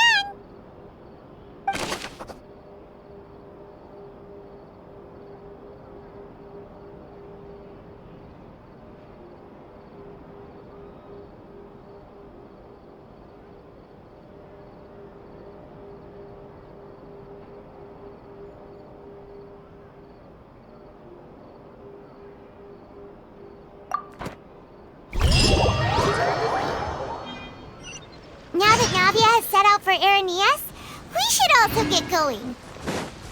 The location has already been marked on the map, so let's head over. Huh.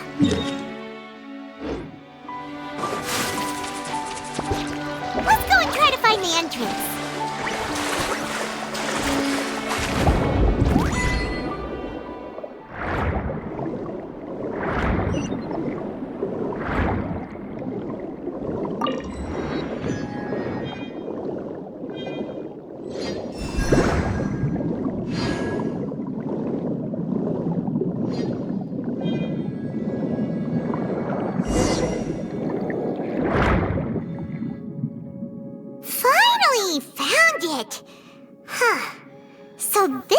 Entrance that leads to the synth production base. It sure doesn't seem out of the ordinary at all. Ah, you're right.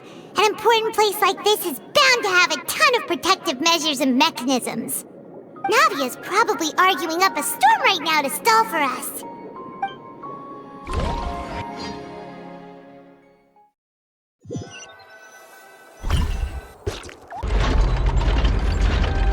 It would appear that I must repeat my question again, Mr. Tartaglia.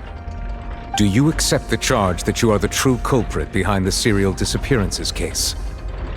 To be perfectly honest, I don't understand your country's complicated court system, or the reason why I'm being charged with something I've never even heard of. However, I did hear that people who have been charged can choose to participate in a duel to clear their name. Is that right? In which case, as long as I accept the charge, I can have an all-out fight with that champion duelist Clorend, right? I've got to admit, that's one of the most enticing offers I've ever received. When I privately sparred with her last time, she was obviously holding back. Real disappointing. Hey! understand. You're currently the prime suspect for a major case. This isn't the place for you to be looking for fights. Oh? Sounds like the Hydro Archon wants to lecture me on the ways of the Opera House. Then why don't you duel me too? I'm the kind of student that learns best in the heat of battle. No. That's not what I meant. Alas, it would appear that communication with the defendant is going poorly, and we have made very little progress. In that case, let me explain everything from the very beginning again. The goal of this trial is to determine the culprit behind the serial disappearances case. That case had nothing to do with him! You've got the wrong man! Huh? What's going on? Why is she interjecting again? I told you it couldn't be one of the Fatui Harbingers. Miss Navia, this is the second time you've interrupted the court proceedings. I only tolerated your behavior last time because you were able to provide the court with a key eyewitness. But that was an exception rather than standard court protocol. I can very well charge you with contempt of court for your interjections. Oh, please. Did you ever think I had any respect for this place's pointless theatrics? We can put that discussion aside for now. I'm not here to argue with you. I'm here to charge the true culprit behind the serial disappearances case. And if my charges prove true, then Tartaglia here will be proven innocent by default, correct? Oh, a young lady has charged in and offered to clear my name. How fascinating. Well, I'd gotten half bored to death by all these rules and procedures anyway, so I'll take you up on that offer. So, Your Honor, is there nothing else for me to do now? You may take a seat for now in the audience, but that doesn't mean the suspicions against you have been lifted. Now then, Miss Navia, who is the person you would like to charge instead? That person is...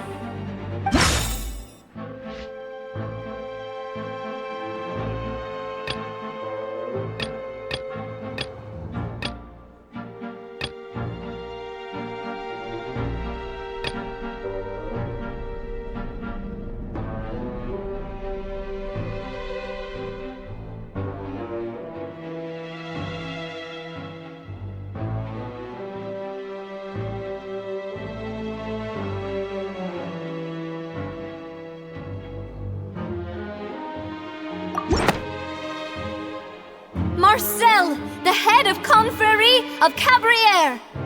Huh? What confrérie? Never heard of them in my life. I've heard of them, but weren't they Spina di Rosula's sister organization? Oh, is this going to be a friends to enemies type situation?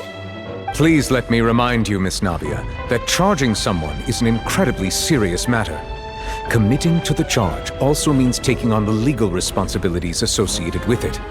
And if the charge fails, depending on the circumstances, you may also be charged with the crime of making a false accusation. Knowing this, do you still wish to charge this man? Yes, I do. In that case, I declare the charge to be valid. Miss Navia and attorneys, please take your places on the court. Members of the guards, please contact Mr. Marcel right away so that he may stand trial.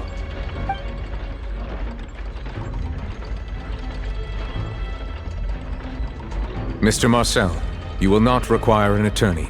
Is that correct? Apologies.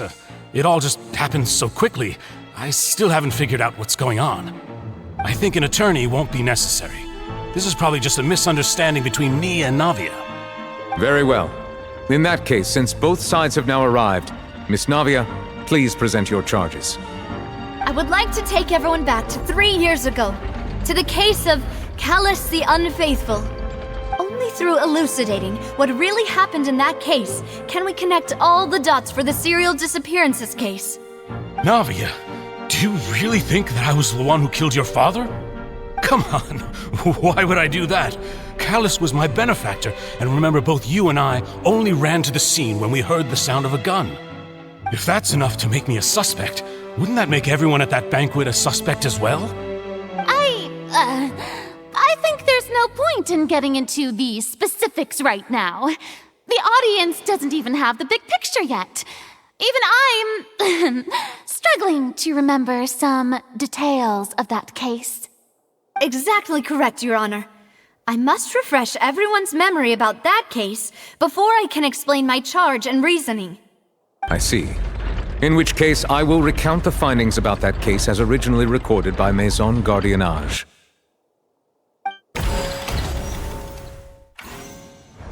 On the day of the murder, Spina di Rosula hosted a large banquet in a countryside estate owned by the Confrérie of Cabrières.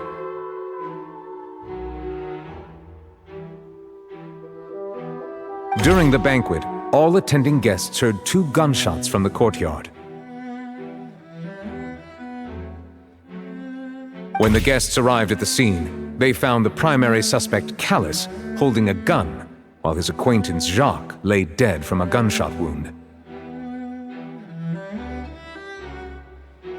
The guards' investigation did not recover any other firearms from the scene.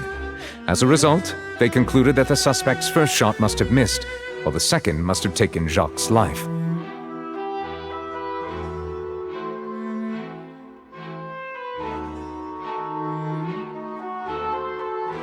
The suspect did not dispute this conclusion, and also declined to defend himself in court.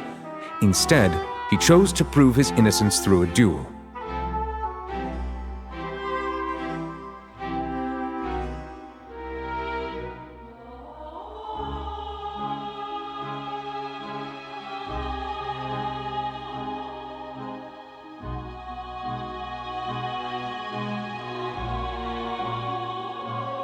Callus was defeated by champion duelist Clarande in the ensuing duel, and soon succumbed to the injuries.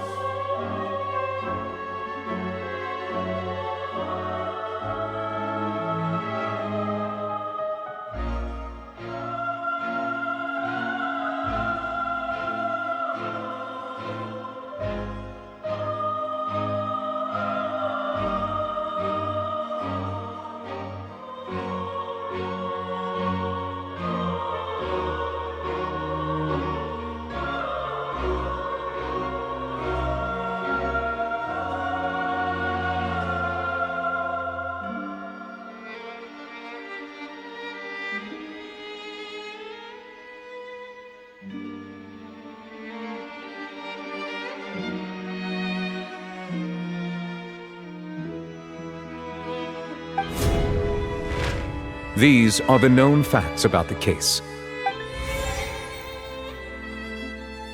The one with the motive to kill was Jacques, not my father.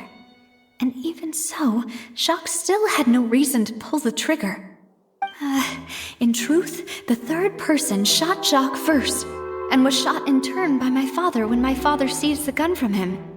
After that, the true culprit turned the third person into water, erasing all traces of him from the scene. Thank you for the summary, Your Honor. Of course, the guard's conclusion appeared quite sensible to us at the time. However, we should revisit the case now that we've gained new information about the abilities of water from the primordial sea.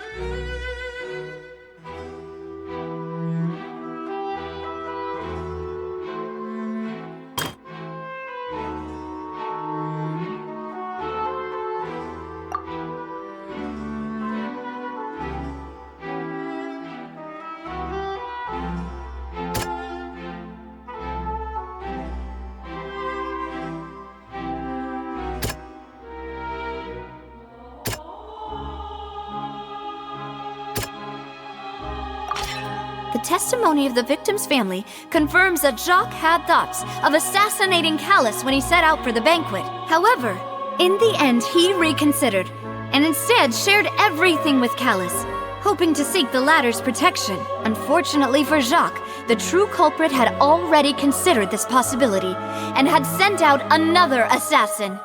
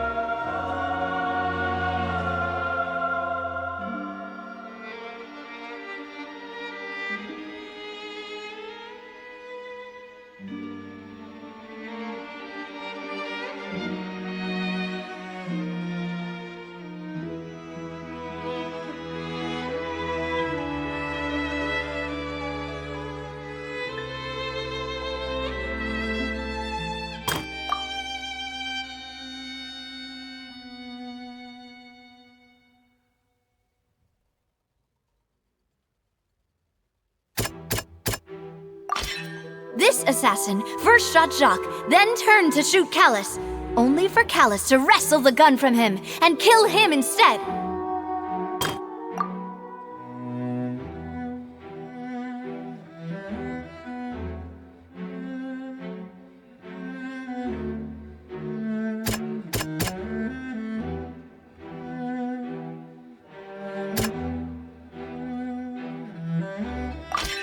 A pile of clothing was found at the scene.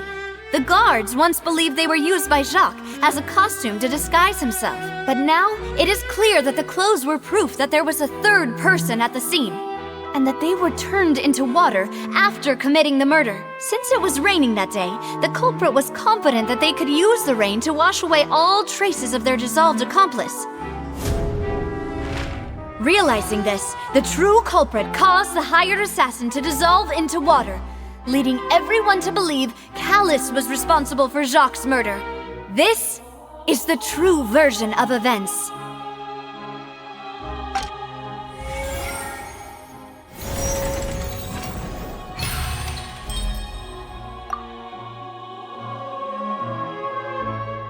So that's what happened. Wait, you're telling me something as dangerous as water from the primordial sea has been used for all these years? What a great theory. It also explains Callus's and Jacques' respective motives. I guess they didn't shoot each other after all. Mr. Marcel, you are the one being charged with the crime. You should provide a rebuttal if you wish to prove your innocence. But I think I agree with everything Navia just said. In fact, there was nothing in her speech that directly implicated me. Then, may I ask some questions? In my opinion, we primarily need to determine two things. One, do you have the evidence to back up your claims? I'm afraid not. At least not at this very moment. Boo! If you don't have any evidence, you should just go home! I may not have the evidence with me, but I know where I could go to collect it. If we look up the deserted clothes against a record of people who went missing around the same time, we should be able to find a match. Considering the serial disappearances case, the guards probably kept careful records of all missing persons from around that time, regardless of age or gender. That makes sense to me. Monsieur Neuvillette, I would consider this to be a reasonable investigative direction. Why do I feel like Farina's acting a little differently today? Maybe she's scared of embarrassing herself again? Alternatively, she's become more diligent after charging an innocent citizen in the last trial. My second question has to do with the ensuing duel. If the truth is indeed as you described, then why didn't Mr. Callus explain himself in court? If he had testified that a person had been dissolved, he could have at least mounted a defense. I've thought about this too, and the answer is actually pretty simple. He felt there were things that were more important to him. The dissolving power of water from the primordial sea is an important secret for the true culprit of the serial disappearances case. My father could have exposed it for all to see, but he chose to take it to the grave. At that time, Spina di Rosula was in dire straits, and his reputation had already been shattered. He had no guarantee that going forward with the truth would allow the culprit to be brought to justice. What was certain, however, was that it would paint a gigantic target on my back. Boss once told me that Demoiselle had already been selected as the next target of the serial disappearances case. What? If the secret had gotten out, the culprit would have fought an all-out war with Espina right there and then. I wouldn't have been the only one in danger. All of us would have stood to lose our lives. Of course, the guards might eventually figure out the truth of the matter and determine that we were in the right. But what good would that do? How can a hollow verdict protect anyone? Had this opera house ever given my father any kind of confidence in its brand of justice, Spina di Rosula would have had no reason to exist. But by staying silent, we retained the ability to deter our opponents and continue the stalemate. I was able to become Spina di Rosula's president, which made me harder to target, as well as giving me more time to grow and learn. And once I have figured out the truth and stepped up to the challenge, I will do what this opera house cannot and restore my father's truth and honor back to him. So, you mean to say, your father intended to die in the duelist's ring? That's right. Do you have any proof? Of course. All you need is to ask his opponent, Clorand. I don't need your apology, your guilt, or your support from the shadows. You don't have to do anything for my sake. But since he entrusted his will to you, Clorand, you should tell us the truth about his sacrifice. So, during the duel, did you believe that Callus was intending to die? Yes, I did. As a champion duelist, I've fought many battles and taken a countless number of dishonored lives. In my line of work, I've seen all kinds of people give their all for the faintest hope to continue living. Some were determined, others passionate, and some even manic and twisted. Just one look and I can tell if a duelist is hoping to live or if they're looking to die. I hereby swear on my name and honor as a champion duelist that Mr. Callus never intended to leave the ring alive. Since that's your testimony, I have no more questions. It appears there really are good grounds to reopen this case. I concur. However, Miss Navia, you still have not explained the link between your father's case and the serial disappearances case. Right? What she said was fascinating, but kind of beside the point. Wait, weren't they just talking about the serial disappearances case? Of course, Your Honor. The two cases are connected via a matter of timing. In my father's case, the culprit intended to kill both Jacques and Callus. As a result, they planned to act after hearing 2 gunshots. And at the end of Linny's trial, the culprit also only dissolved the victim in front of everyone because they realized they were at risk of being identified. The culprit could only time their actions so precisely if they were already at the scene. Coincidentally, Marcel attended both the banquet and the trial. So that's why you suspected me. Even after hearing your reasoning, I still can't help but find it a little preposterous. I'm used to it, though. You've always been an impulsive and sentimental child, Navia. It's one of your most endearing traits. No need to appeal to pathos.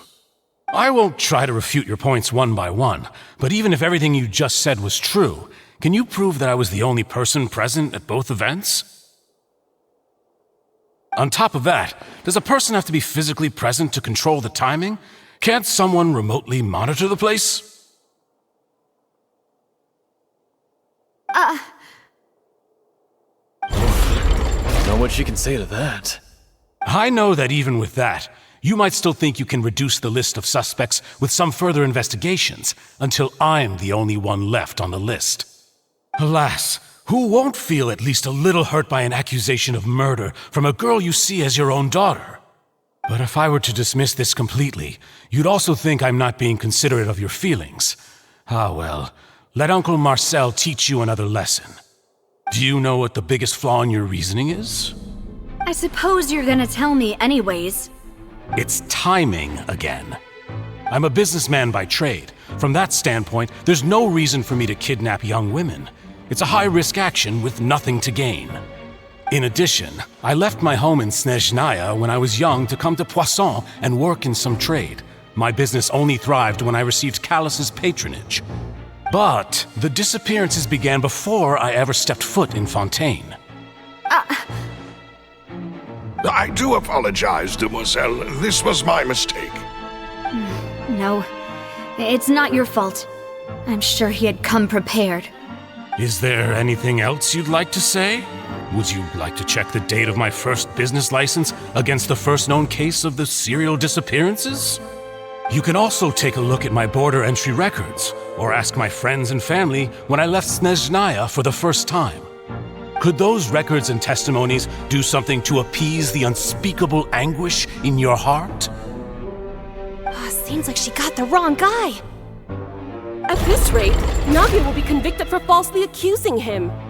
I think you've done a superb job of dissecting your father's feelings as he neared the end of his life. But aren't you going against all of his wishes and expectations right now? He wished for you to become more rational, collected, and conscientious, instead of dwelling only on your own feelings. Once you've learned to be more considerate of others' feelings, and to stop rushing headlong into things, you'd have met most of his expectations. This isn't just about me, and it never has been. The biggest difference between me and the rest of the victims is that I still have the ability to search for the truth, while that same agency has long been taken from them. The people whose families were destroyed by synth abuse, the people who lost their loved ones to the serial disappearances, and the people who suffered tragic ends due to their sense of justice. Many people's images are flashing before my eyes. I'm sure some are coming to those of you in the audience as well. And whose image do you see, Marcel? Is it a man named Vacher? Oh, so you do know that name. I'm merely surprised you'd suddenly say the name of someone I've never even heard of. I was waiting for you to say that.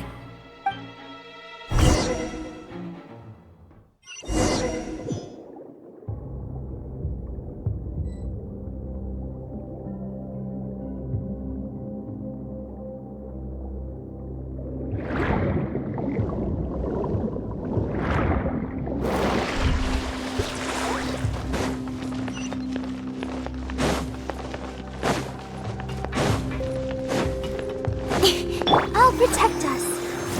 Don't blink! Hey! Yeah.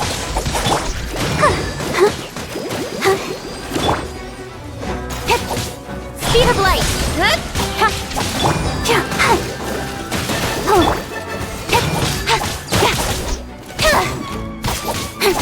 Incoming!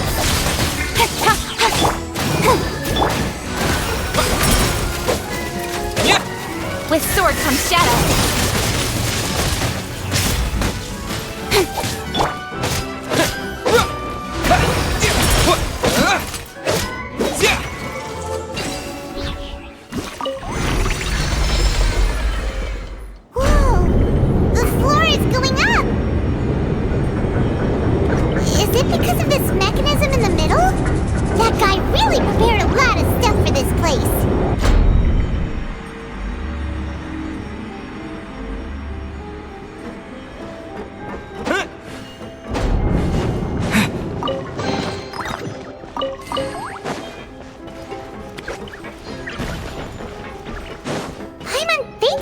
Go up, but Paimon doesn't see a way. Let's take a look around. Maybe we'll find a hidden mechanism that'll show us the way up.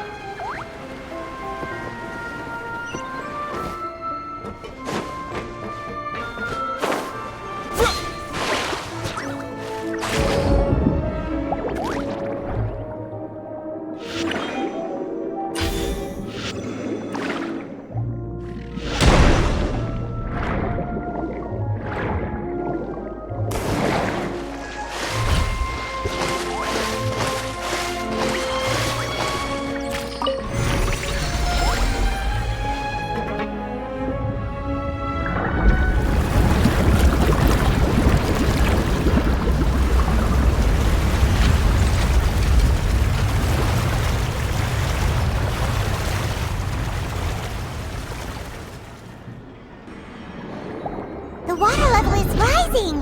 Now we can swim to the top! But this is still a ways away from where we need to go.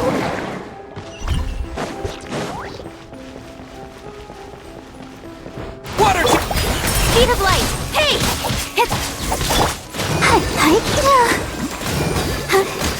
Let's dance. Incoming! Let it rain!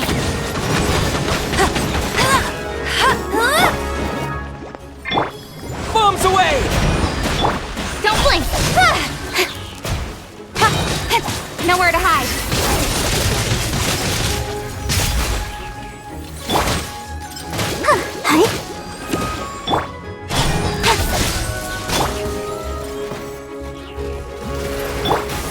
protect us. Go, go, Baron Buddy! Incoming!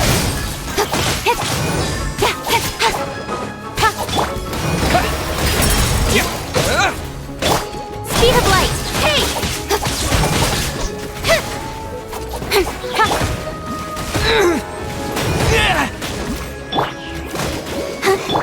Incoming! With sword comes shadow.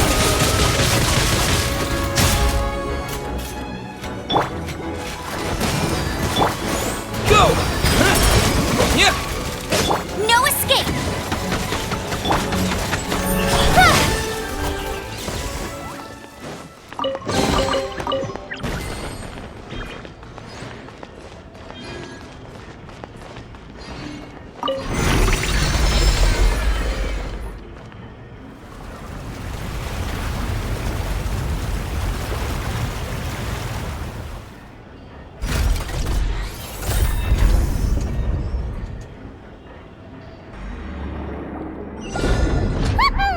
Now the path is clear! Let's go!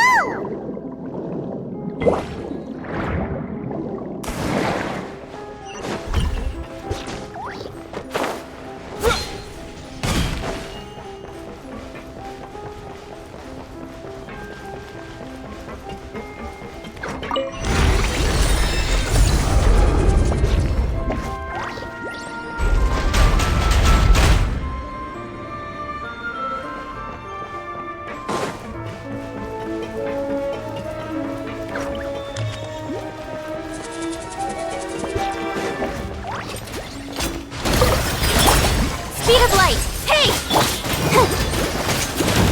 Let's dance!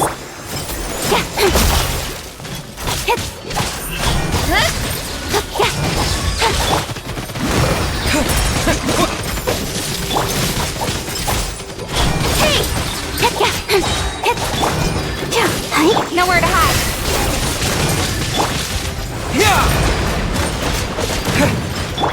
Don't blink!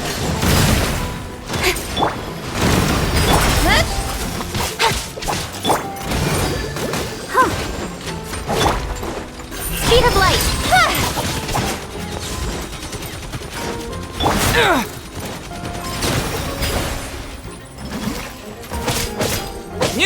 Don't blink! Hey! I'll protect us! No one escapes my sight! Speed of light! Ouchie! With sword comes shadow.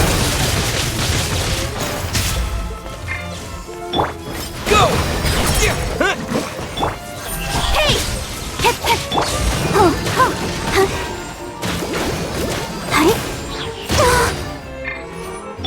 Incoming!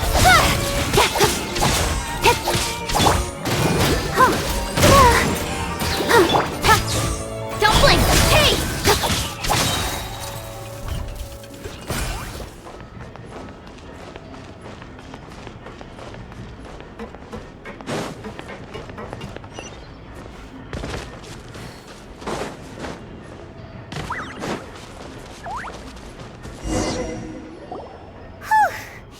After all that, we finally made it to the innermost sanctum. Though, as expected, the mastermind isn't here.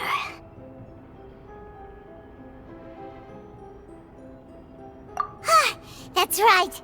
Then let's hurry up and find some evidence so we can get back to the Opera House and help Navia.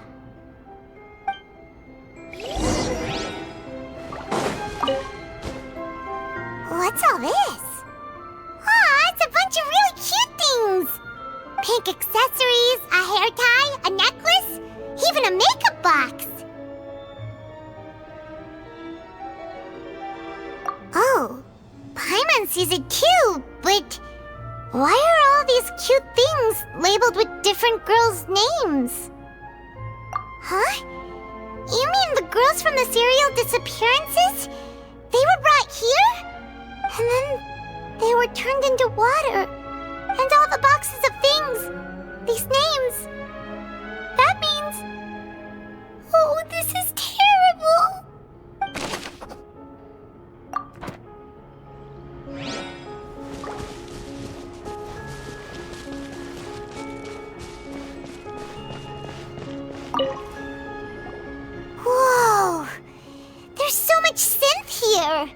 And so many bottles of ingredients that probably just contain the waters of the primordial sea.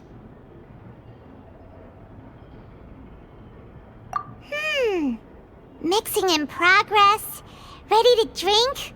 Stock sample? Huh. They've also got all the synth pretty clearly labeled. Whoa, there's even fruit-flavored synth? Yep, it's super obvious.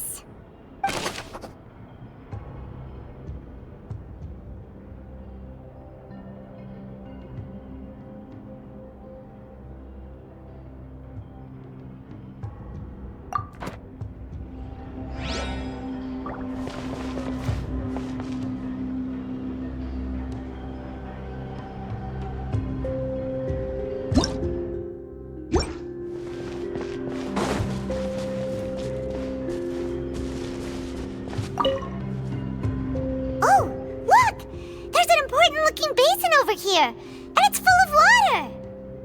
That means this is where they make all the synth, and that special water is the main ingredient. If you dilute it with normal water, you'll get synth, but the pure stuff can dissolve a human.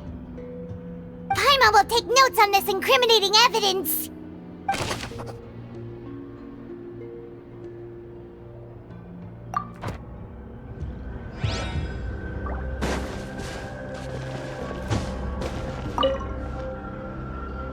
What's written here? Nothing escapes Detective Paimon's eyes. Callus. Navia's father. Oh, this seems to be an investigation report on him.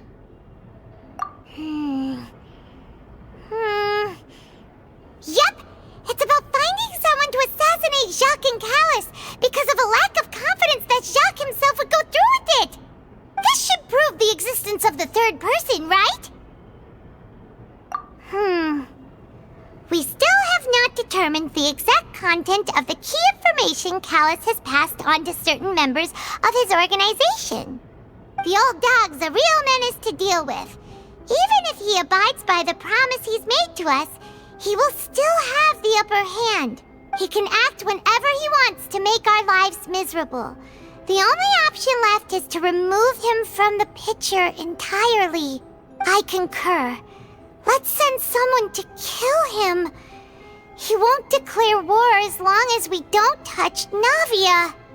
Oh, seems like we've got a bunch of correspondence between the higher-ups. They're all just so evil.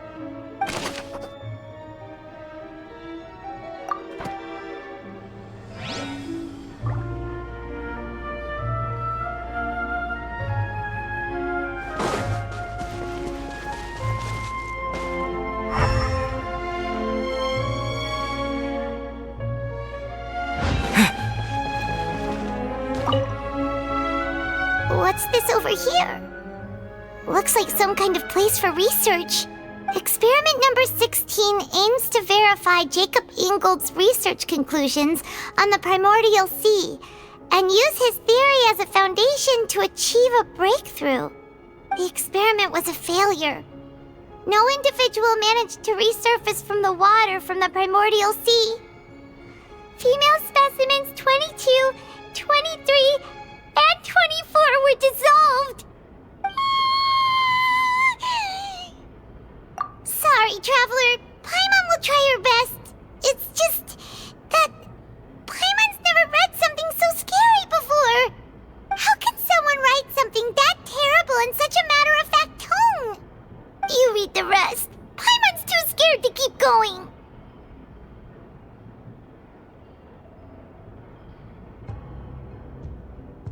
So that's why he did all of these experiments. But did he really think he'd be able to find a way just by dissolving people over and over? That's just insane! Huh? Isn't that the name you heard by the fountain? Paimon thought he was an eyewitness in the serial disappearances case. You mean Vache is the one who did all of these... experiments?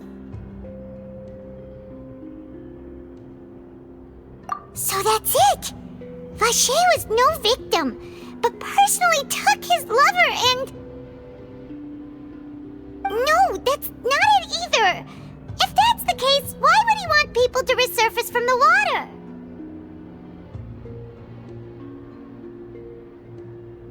In any case, Paimon will write it all down.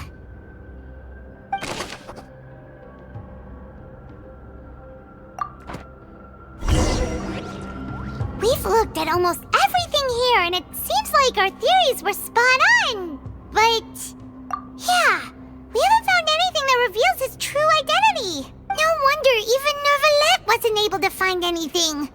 Whoever it is probably destroyed everything to do with that name a long time ago. That way, even if we bring all this back to the opera, we won't be able to identify the true culprit.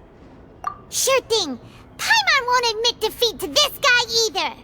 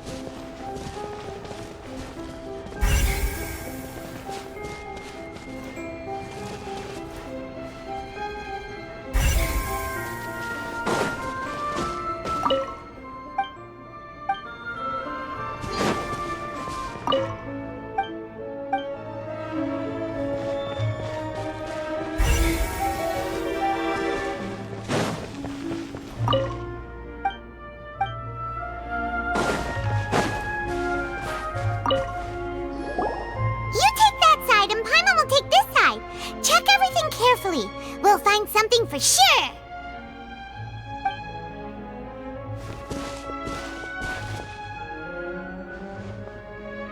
Ugh, nothing at all! And Paimon can't even find snacks either! Whoa, really? Let Paimon see! Vinier. Isn't that Vache's lover's name? Then you found her diary! Let's see! Aw, it's just a normal diary chronicling their love story. She was so sweet, too. Oh, Paimon feels even worse for her now. So many! A whole page's worth! But they're all crossed out. Was she unhappy with all of them? The final name she decided on was... Marcel. Wait, but Marcel's pretty old. Has this case been going on for so long that he's Vache and Vinier's grown son? Hey! Paimon still hasn't figured it out yet.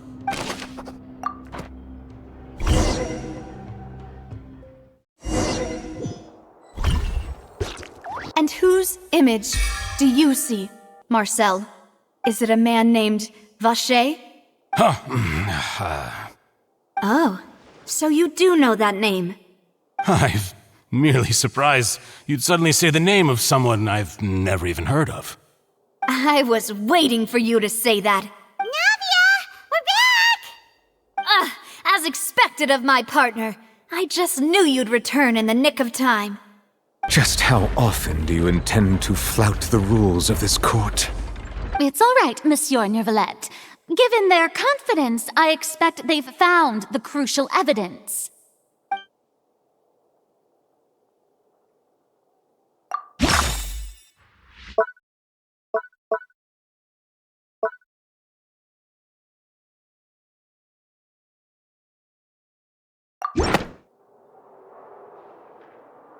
But the truth of it, Marcel, is that you've always been Vache. Huh? We've investigated your lair, and after your lover, Vinier, was dissolved, you kept abducting young women to experiment on the hopes of bringing her back to you. You even created Marcel as a new identity, and destroyed all records of your past as Vache. So that's it. Even the villains in opera performances rarely go that far. And with that, Marcel's motive has now been established. This information regarding your past also dismantles your prior timing defense. Well, Marcel, do you know where you went wrong? You fixated your gaze on the lover that passed away, instead of paying attention to the living people around you. So, you never noticed how we changed, or how we grew as individuals. You also never understood Boss's real expectations for his daughter. Or our determination to see things through. Your determination. Mr. Marcel, please speak up now if you would like to defend yourself. Otherwise, the trial will move on to the next stage. Do you really think I wanted to do any of this? Pay attention to you? What for? Have you ever paid attention to me? Ever empathized with my pain? Ever known how it feels to watch the love of your life dissolve right in front of your eyes? No one helped me. No one even believed me. All those decades ago, even the officers from the Maison Gardiennage were laughing at me. They said there's no way a human being can turn into water. So I must have gone mad from grief. Vigniere's death was brushed away by all of you as if it didn't matter at all. Well, now you know, don't you? Ha! Well, it's too late now. All those who were dissolved are gone forever. You only have yourselves to blame. You set up this ornate opera house in pursuit of your so-called justice, your beloved drama, while turning a blind eye to the suffering of the people. Vigniere is dead. We promised each other that we would always be together. Wherever she goes, I will follow. But I'm not from this blasted place, so I can't be dissolved, no matter what I do. Hey, is that water from the primordial sea that he's drinking? I can't dissolve! Can't dissolve! Can't dissolve! Do you all see? I can't go! I can't follow! So if I can't go where she is, what choice do I have but to try to bring her back?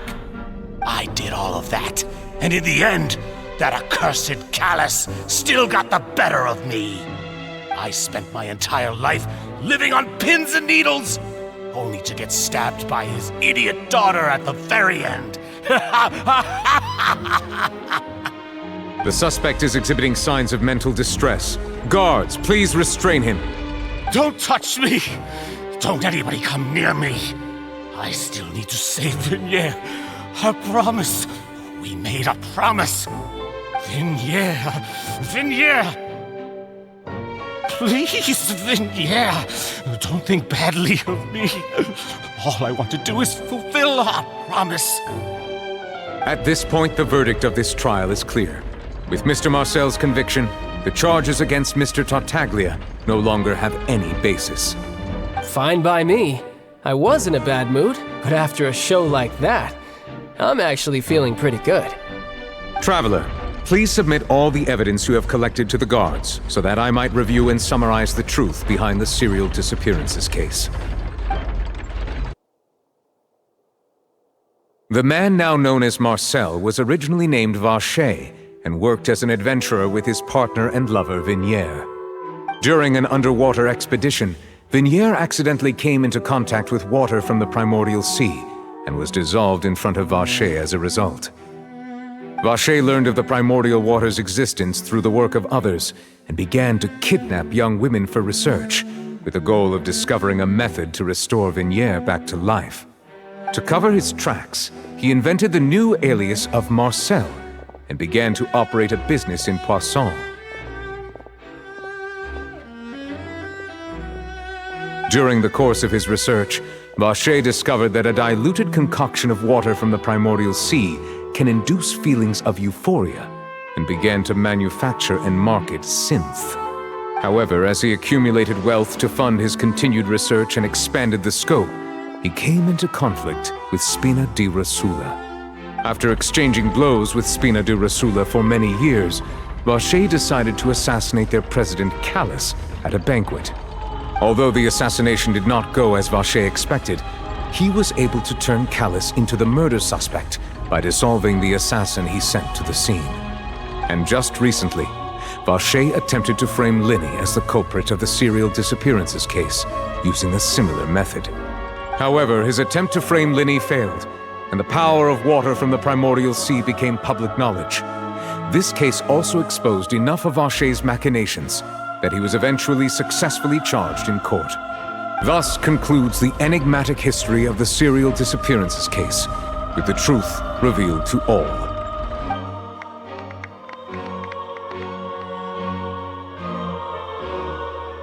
The Oratrice will now deliver the final verdict regarding the charges against Mr. Vache.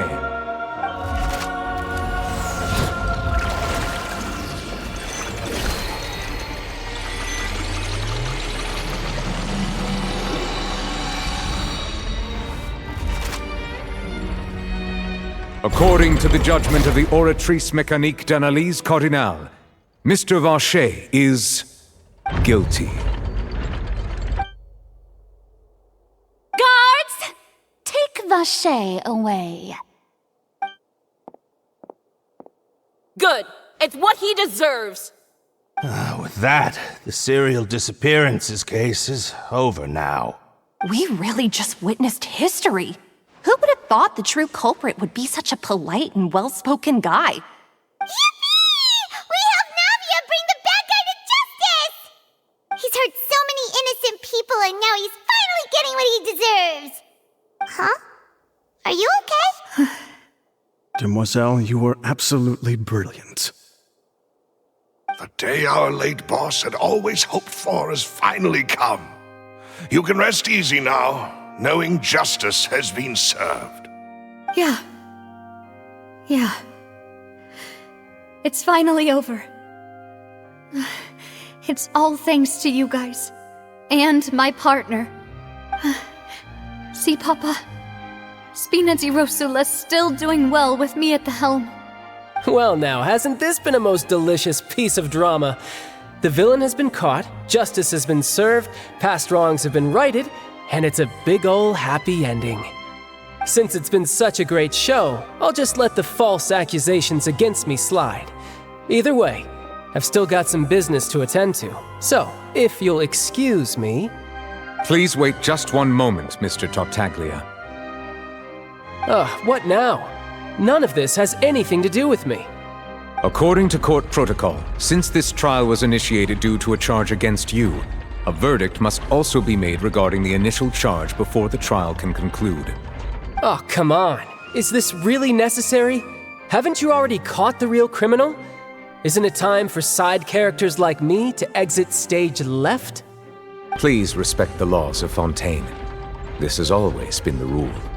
All right, but this sure is a lot of hassle.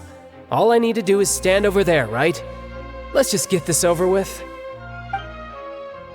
Through evidence presented in the public trial that was just held, it has been established that Mr. Tartaglia has no direct connection to the serial disappearances case. The guilty party has been identified, and thus it is logical to suppose Mr. Tartaglia is innocent of the charges. We now turn to the Oratrice Mécanique d'Analyse Cardinale to render the final verdict on the charges.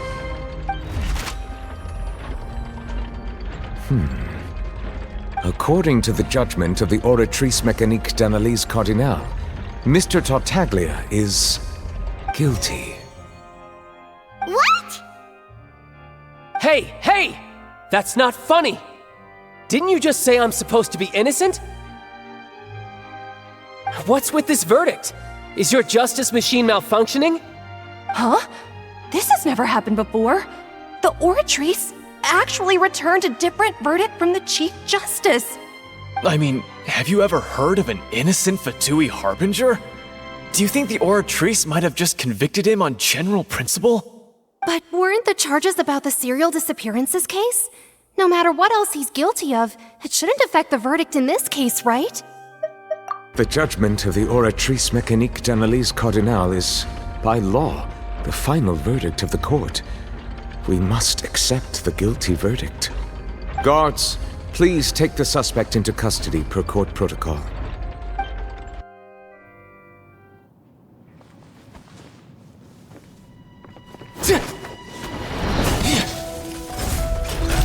So this is how justice is done in Fontaine.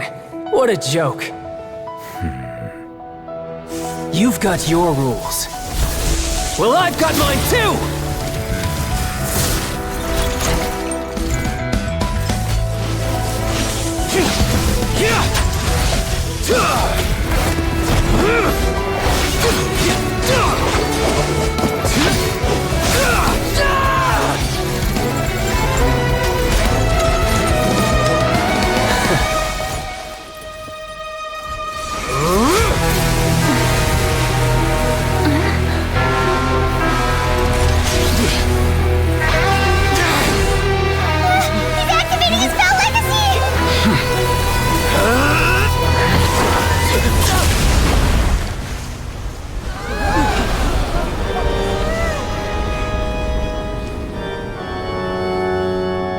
I am sorry. If you have been wronged, we will find the truth. But the rules of the court must be upheld.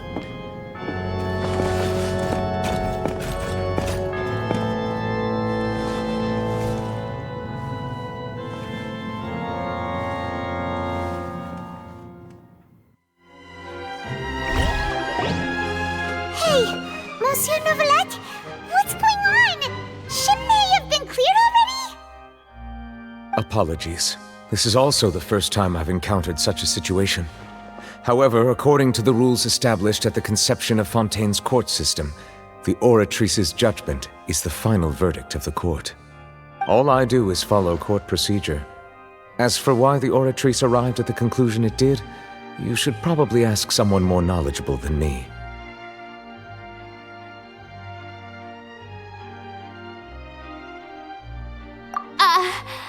Why are you looking at me?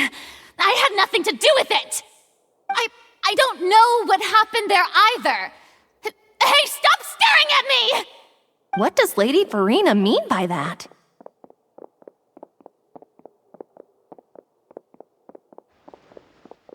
She says she has no idea either?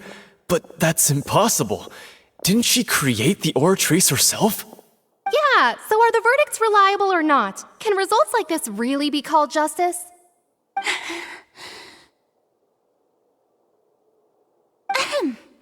My dearest citizens, did you really think we'd allow an incorrect verdict to be handed out in this court? Did you really believe that the judgment could be mistaken or be the result of some sort of random mishap? Don't tell me you thought even I had been blindsided by the Oratrice's result. But the way she looked just now, it was pretty obvious she had no idea what was going on. However, given the state of things, I shall give you an explanation. Everything that just took place, including my supposed shock and bafflement, was a part of an elaborate performance, with every action meant to stir up drama and excitement. And, of course, for every performance there is a script. Everything has unfolded exactly as I expected from the very beginning. As the embodiment of the very concept of justice, the Oratrice shall never render an arbitrary judgment! If you thought Child had nothing to do with the serial disappearances case, it is only because you've been blinded by the superficial appearance of innocence. Everything he's done, not to mention the danger he poses, are beyond ordinary comprehension and completely unforgivable! All shall be revealed in time. You will come to understand my noble intentions, as well as the absolute correctness of the Oratrice's verdict.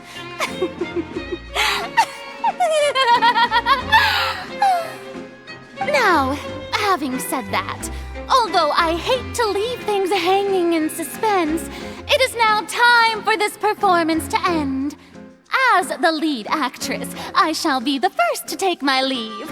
Toodaloo! So she chose to make her escape after all, did she? So you're saying we shouldn't put much stock into what she just said? She probably just put on that performance to save face. As for the truth, it's unlikely that she actually has any idea. However, please be assured that I will continue to investigate this case in a personal capacity. Just as I promised, if the judgment has been incorrect, we will do our utmost to clear his name. Alright. Even though we feel pretty badly for him, we'll take your word for it for now. After all, he's done plenty of bad stuff, so he should have known he'd go to prison someday, right?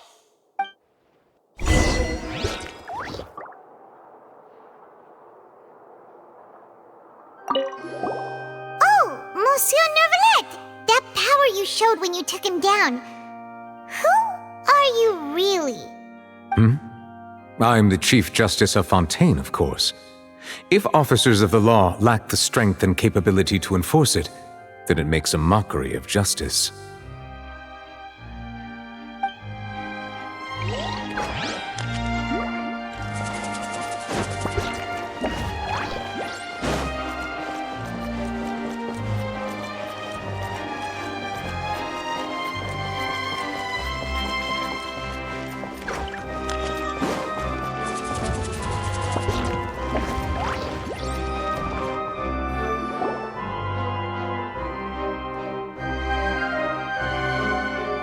Hey, what are you doing? Quick, stop him!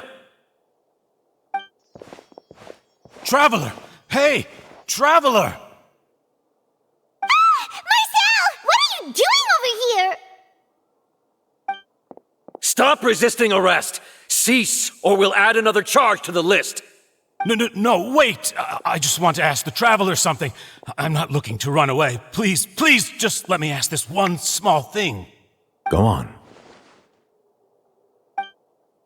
Thank you. I was being led away when I finally realized something. Where did you first hear the name Vacher? I erased all records of that name. So, unless... Are you still trying to prove your innocence? Give it up. You've already been convicted. Really? You did? You're sure? You met her? But how could that be? How did you manage to do it? The Fountain of Lucine? Then she's been so close to me all along. And I just never... Please give me a chance to talk to her again. Just let the Traveler take me to the fountain to see her one last time. This is the last request I'll ever make in my life. You can do whatever you want to me afterwards. I don't care. What? Give an inch and you want to take a mile? Do you think serial killers get to make requests like that? Paimon agrees. Why should we give him what he wants when he's only done a ton of super terrible things? This request, is it worth as much to you as your life? Of course! Wait, no. It's worth even more than my life. Humans. Will they betray the instinct to live just to satisfy spiritual needs? Very well. I will grant your request. Your Honor, I fear that... I will go with him. You do not need to worry about any escape. In that case, I shall leave him in your most capable hands, Chief Justice. Thank you, Your Honor.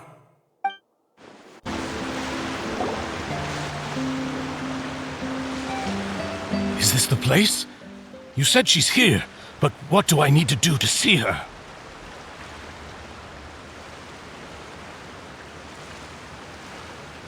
Yeah, and even Paimon could hear her after drinking that thing. Didn't you just drink a lot of it on the stage as well? Oh, in that case... Vacher! Ah! Yes, that's it! So you heard it too! Vinier, it's me! It's me, Vacher! Vacher? Vacher!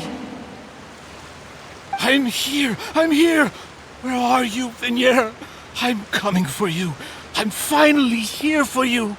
Hey, wait! Be careful! Hey, wait!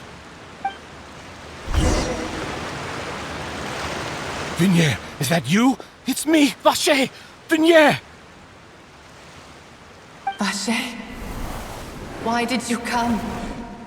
Didn't I say? You don't need to look for me. You look a lot older than I remember. How long has it been? It's been more than 20 years.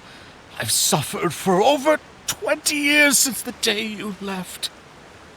All this time, only the thought of bringing you back has kept me alive. Nothing else mattered to me. I must be dreaming. Who would have thought I'd get the chance to tell you all of my feelings like this? Vignier, you are my everything. I really don't know how I could live without you. But Vacher, if you ask me, this world would be better off without you. What are you saying? If not for you, I would have finished my law degree and probably become a top-tier attorney one day. If not for you, I would have continued to pursue my love of the arts, and my works would have been displayed in the Palais Mermonia itself. If not for you, I would at least have been able to take care of my mother. And she would not have grown old and died alone, with nothing but the tears on her cheeks. It's all because of your selfishness, Vacher. It's all because of you. You... Wait, you are not Vignier. Who are you? You're right. I am not Vignier.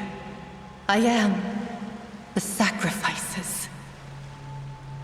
Every woman who died by your hand, as our bodies dissolved, our consciousnesses flowed back to the primordial sea. Our thoughts circulated endlessly within the primordial sea, and we were no longer individuals, but we became one, just as streams of water come together in the sea. I'm Cressy. I'm Lemony. I'm Azine. The only one I am not is Vignier. Why? But then, where is Vignier? She doesn't want to see you anymore. Every tendril of her consciousness is avoiding you. This is what you get for your selfishness. Your selfishness robbed us of our lives and our futures. You said time and time again that you'd do any and everything for her. But did you ever consider whether she'd want to see you do the things that you did? If she would despise you for what you became?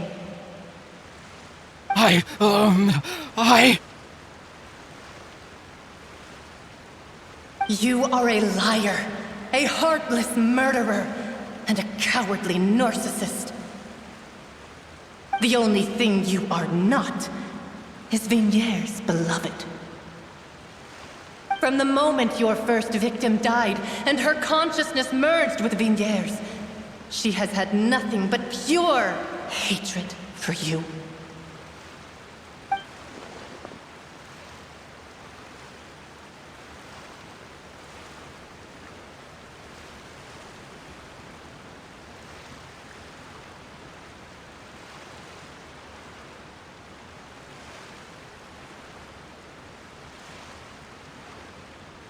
No! Yeah! She can't hate me. Let me see her. Please! Have mercy! You still don't understand. When I said don't look for me, that came from the real Vignier. She really doesn't want to see you anymore. But on top of that, she also said that because it's her final drop of pity for you. She said that because she knew that if you did come here, we will show no mercy to you. Vache. Vache? Vache. Vache. Vache. Vache. Vache. Drown.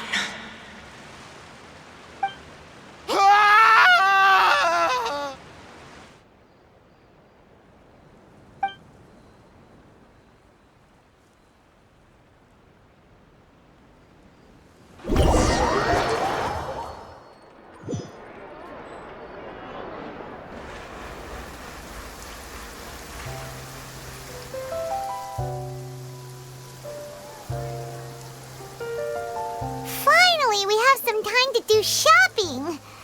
Gosh, it's really been a long time since we've been able to relax.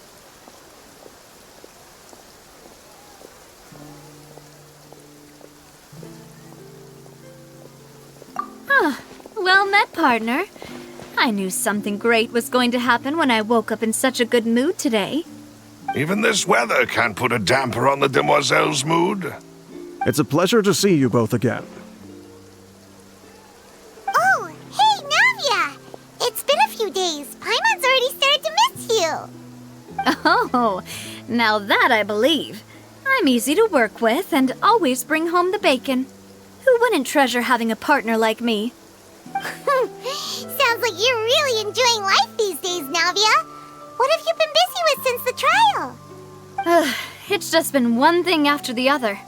I've been making non-stop trips between Poisson and the court since then. Everyone from Spina di Rosula organized a memorial for my father. We never held a memorial when he first died, since everyone knew that even if we held one back then, no one was going to come. This time, though, everyone in Poisson, and even many people from the court, all attended. So his name's definitely been cleared now. That's what we like to hear. It's been the dearest wish of Demoiselle all along. That blasted stubborn fool. I was right to put my faith in him. I'm so glad I didn't give up on the case all those years ago. Oh, by the way, I ran into Charlotte just after I left the memorial service. Well, maybe it'd be more accurate to say I knew she would be there, and there was no way she'd just let me go. Huh? So you know Charlotte too? The Charlotte? Journalist from the Steambird? Yeah, way back when I first became the president of the Spina di Rosula, she was all over me. Wouldn't take no for an answer. I believe the story was called The True Heart of Darkness, Secret Tales of the Yellow Rose. To be fair, though, it was a really flattering feature. So, we've been on pretty good terms ever since. She was trying to lean on our friendship to get me to do an exclusive piece on the serial disappearances case. Oh yeah, she told us about that.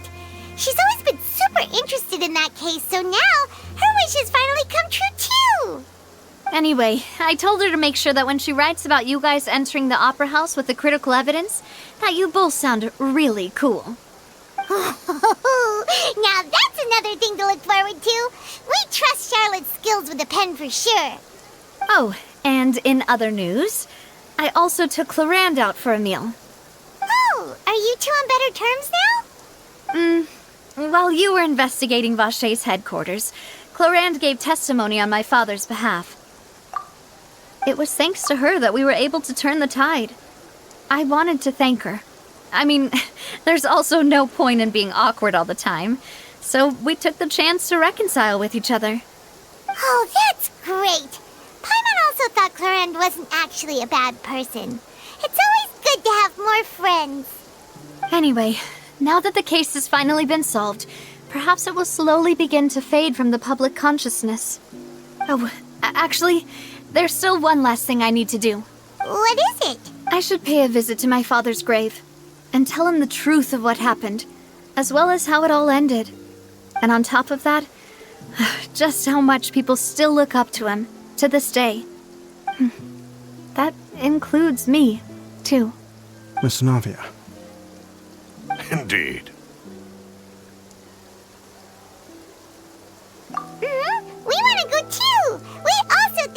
is a really admirable person. Sure thing. I'd like you two to share the moment with me. After all, without you, there might not have been such a positive ending. And in that case, everyone, let's be off. Considering the recent weather, we'll be lucky if we can reach Poisson before dark. Yeah, you're right. It's been raining non-stop for a few days now.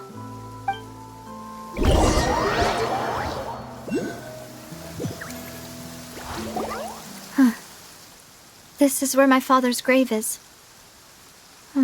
To be perfectly honest, even I haven't been back here for a long time. Huh? There's someone there already. Wait. That figure. It can't be. Isn't that Nervalette?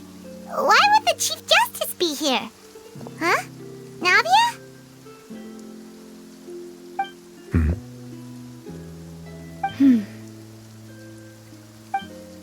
My apologies. I should have asked before coming to pay my respects. Don't say that. Sorry about that. Oh, I was trying to say there's no need for you to apologize. I wanted to show my father how much I've grown, but still, I doubt I've grown to the point that even the Chief Justice would feel compelled to apologize to me over and over. In that case, I will stop apologizing for now. You really could use some pointers on understanding human emotions, Monsieur Nervalette. In any case, why did you come to Poisson? Well, ever since that day, I've been turning a question over and over in my head. Just what is justice anyway? There was once a time when I didn't want to believe that there could be anything more important to humans than life itself. Oh, rather than that, it's probably more truthful to say I didn't believe humans were capable of resisting the most basic instinct of living things. That they could rebel against their own nature, or consider certain things to be more important than their own lives. Which is also why I didn't stop your father from beginning that fateful duel. I believed that a truly innocent man would never throw away his life like that. That there was nothing, should have been nothing more important than one's own continued survival. But Mr. Callis proved me utterly and decisively wrong. If not for his sacrifice, the serial disappearances case would have remained unsolved to this day. Mr. Callis made the choice he did for his daughter, for his associates, and for many people completely unrelated to him. And in the end, from a certain perspective, one could say that he did it all for the sake of justice. A justice that's higher than life itself. So, you asked me why I came here. I just wanted to say my apologies to Mr. Callis in person. I should have noticed all of this much sooner. This regret has filled me with a sadness that has haunted me for days. That high and mighty chair in the Opera Epiclese indeed insulates one from many important things. Spina di Rosula, thank you so much for your hard work and perseverance. I'm sorry for being mad at you before. So, you're actually one of those types that's cold on the outside, but pretty thoughtful on the inside, huh? That reminds me of Silver, one of my guys. Sorry about that. Self-expression is not one of my strong suits. Didn't I just say you don't need to apologize? Ah, so Navia and Nervalette seem to have made their peace as well. Let's not disturb them for now. We can wait till after they're done.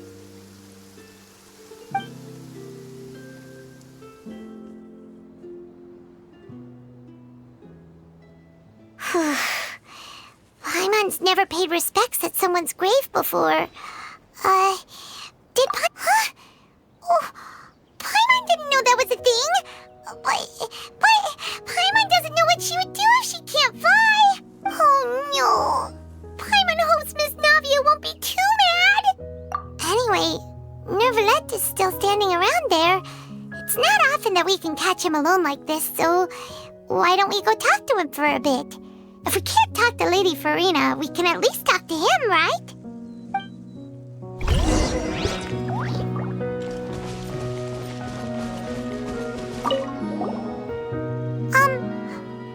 Fontane's really sorry, Navia, but Paimon did something pretty disrespectful just now. What are you saying, Paimon? I don't think I get it. Well, aren't you not supposed to fly around someone's grave? Huh? Who told you that? Hey, Traveler! Why did you mess with Paimon again?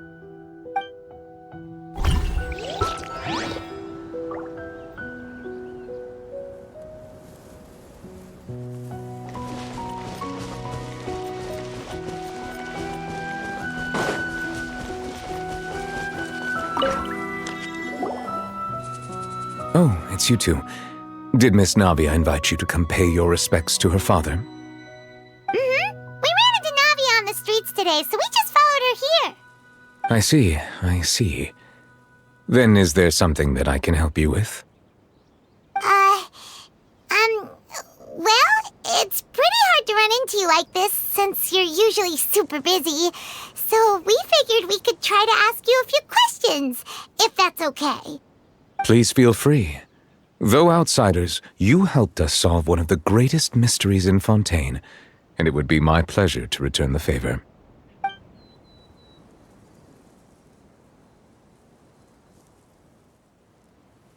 So, at court, the bad guys referred to that special water as water from the primordial sea, but what is it really? Truthfully, that name is already quite accurate. I can only surmise that Vacher and his ilk only learned of its nature and existence after extensive research. There used to be a special sea on the surface of this planet. The nature of its seawater was rather different from that of the sea we know today. Most of Tevat's life forms were first born in that special sea. You could say it nurtured much of the life on this planet. Huh. So it really was where everything began. It makes sense to call it primordial then. But today, the primordial sea no longer exists on the planet's surface. What Vacher discovered must have been some kind of special case, or a remnant from a truly ancient age. Huh. So that's how it is. Oh, you really know everything, Monsieur Neuvillette. But if that's the case, then why would people, at least people from Fontaine, dissolve in that kind of water? Indeed. Why would the primordial sea, which was known to engender and nurture life, suddenly reverse itself and devour life instead? To be frank, that also doesn't match my understanding of this world and its laws. There must still be some unknown secrets around the people of this land. Is there anything else you'd like to ask me about? That the sea levels will rise and everyone will be dissolved in water, leaving Farina crying alone on her throne, but the sins of the people will be finally washed away for good. Does that appropriately summarize the version you've heard? That's right! It was Linny that told us back then. And that about covers all the main points. Yes, up to the present, I think we reached a point where we have no choice but to confront this prophecy directly. Rumors have it that this prophecy is rooted in the last words the former Hydro Archon left to the world before she passed away. A prophecy? Of the former Hydro Archon? Wow. This is the first time that we've ever heard of it. Two parts of the prophecy have already proven correct. The rising sea levels and the ability of the people of Fontaine to be dissolved.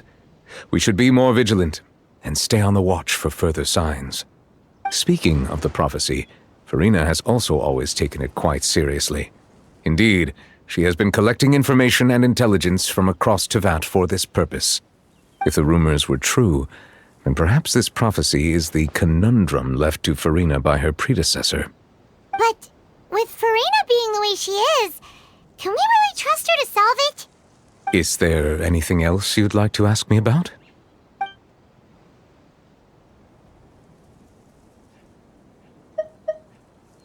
My apologies.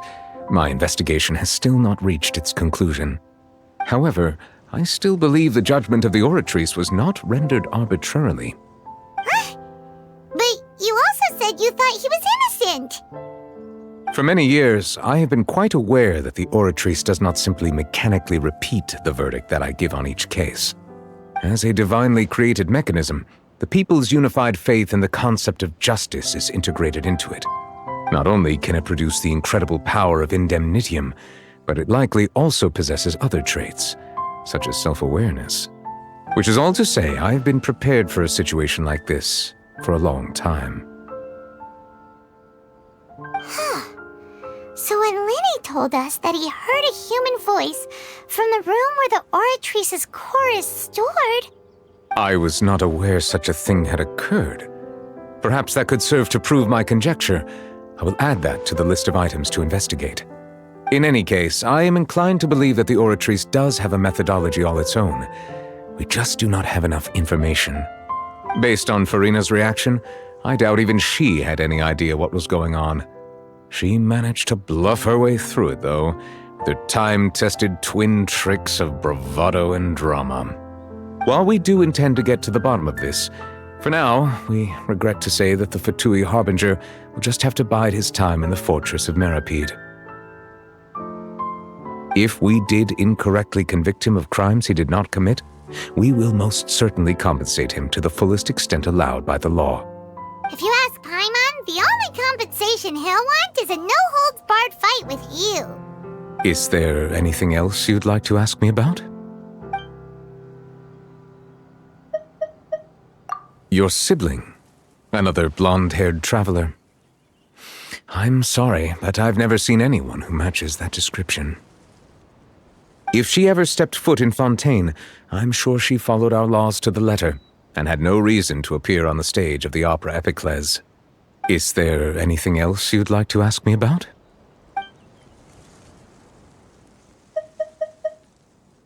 Very well. It was my honor to provide you with what answers I could. I very much enjoyed conversing with you. It will soon be time for me to leave this blissful tranquility behind and return to Palais Memornia. You really are super busy, Monsieur Neuvillette. Paimon thought you only came here to pay your respects today because you had the day off. Crime and villainy do not have the day off, and so justice must work around the clock as well. This is merely the nature of a justice's work. All right, you've got a point. Huh? Paimon just noticed that the rain has stopped.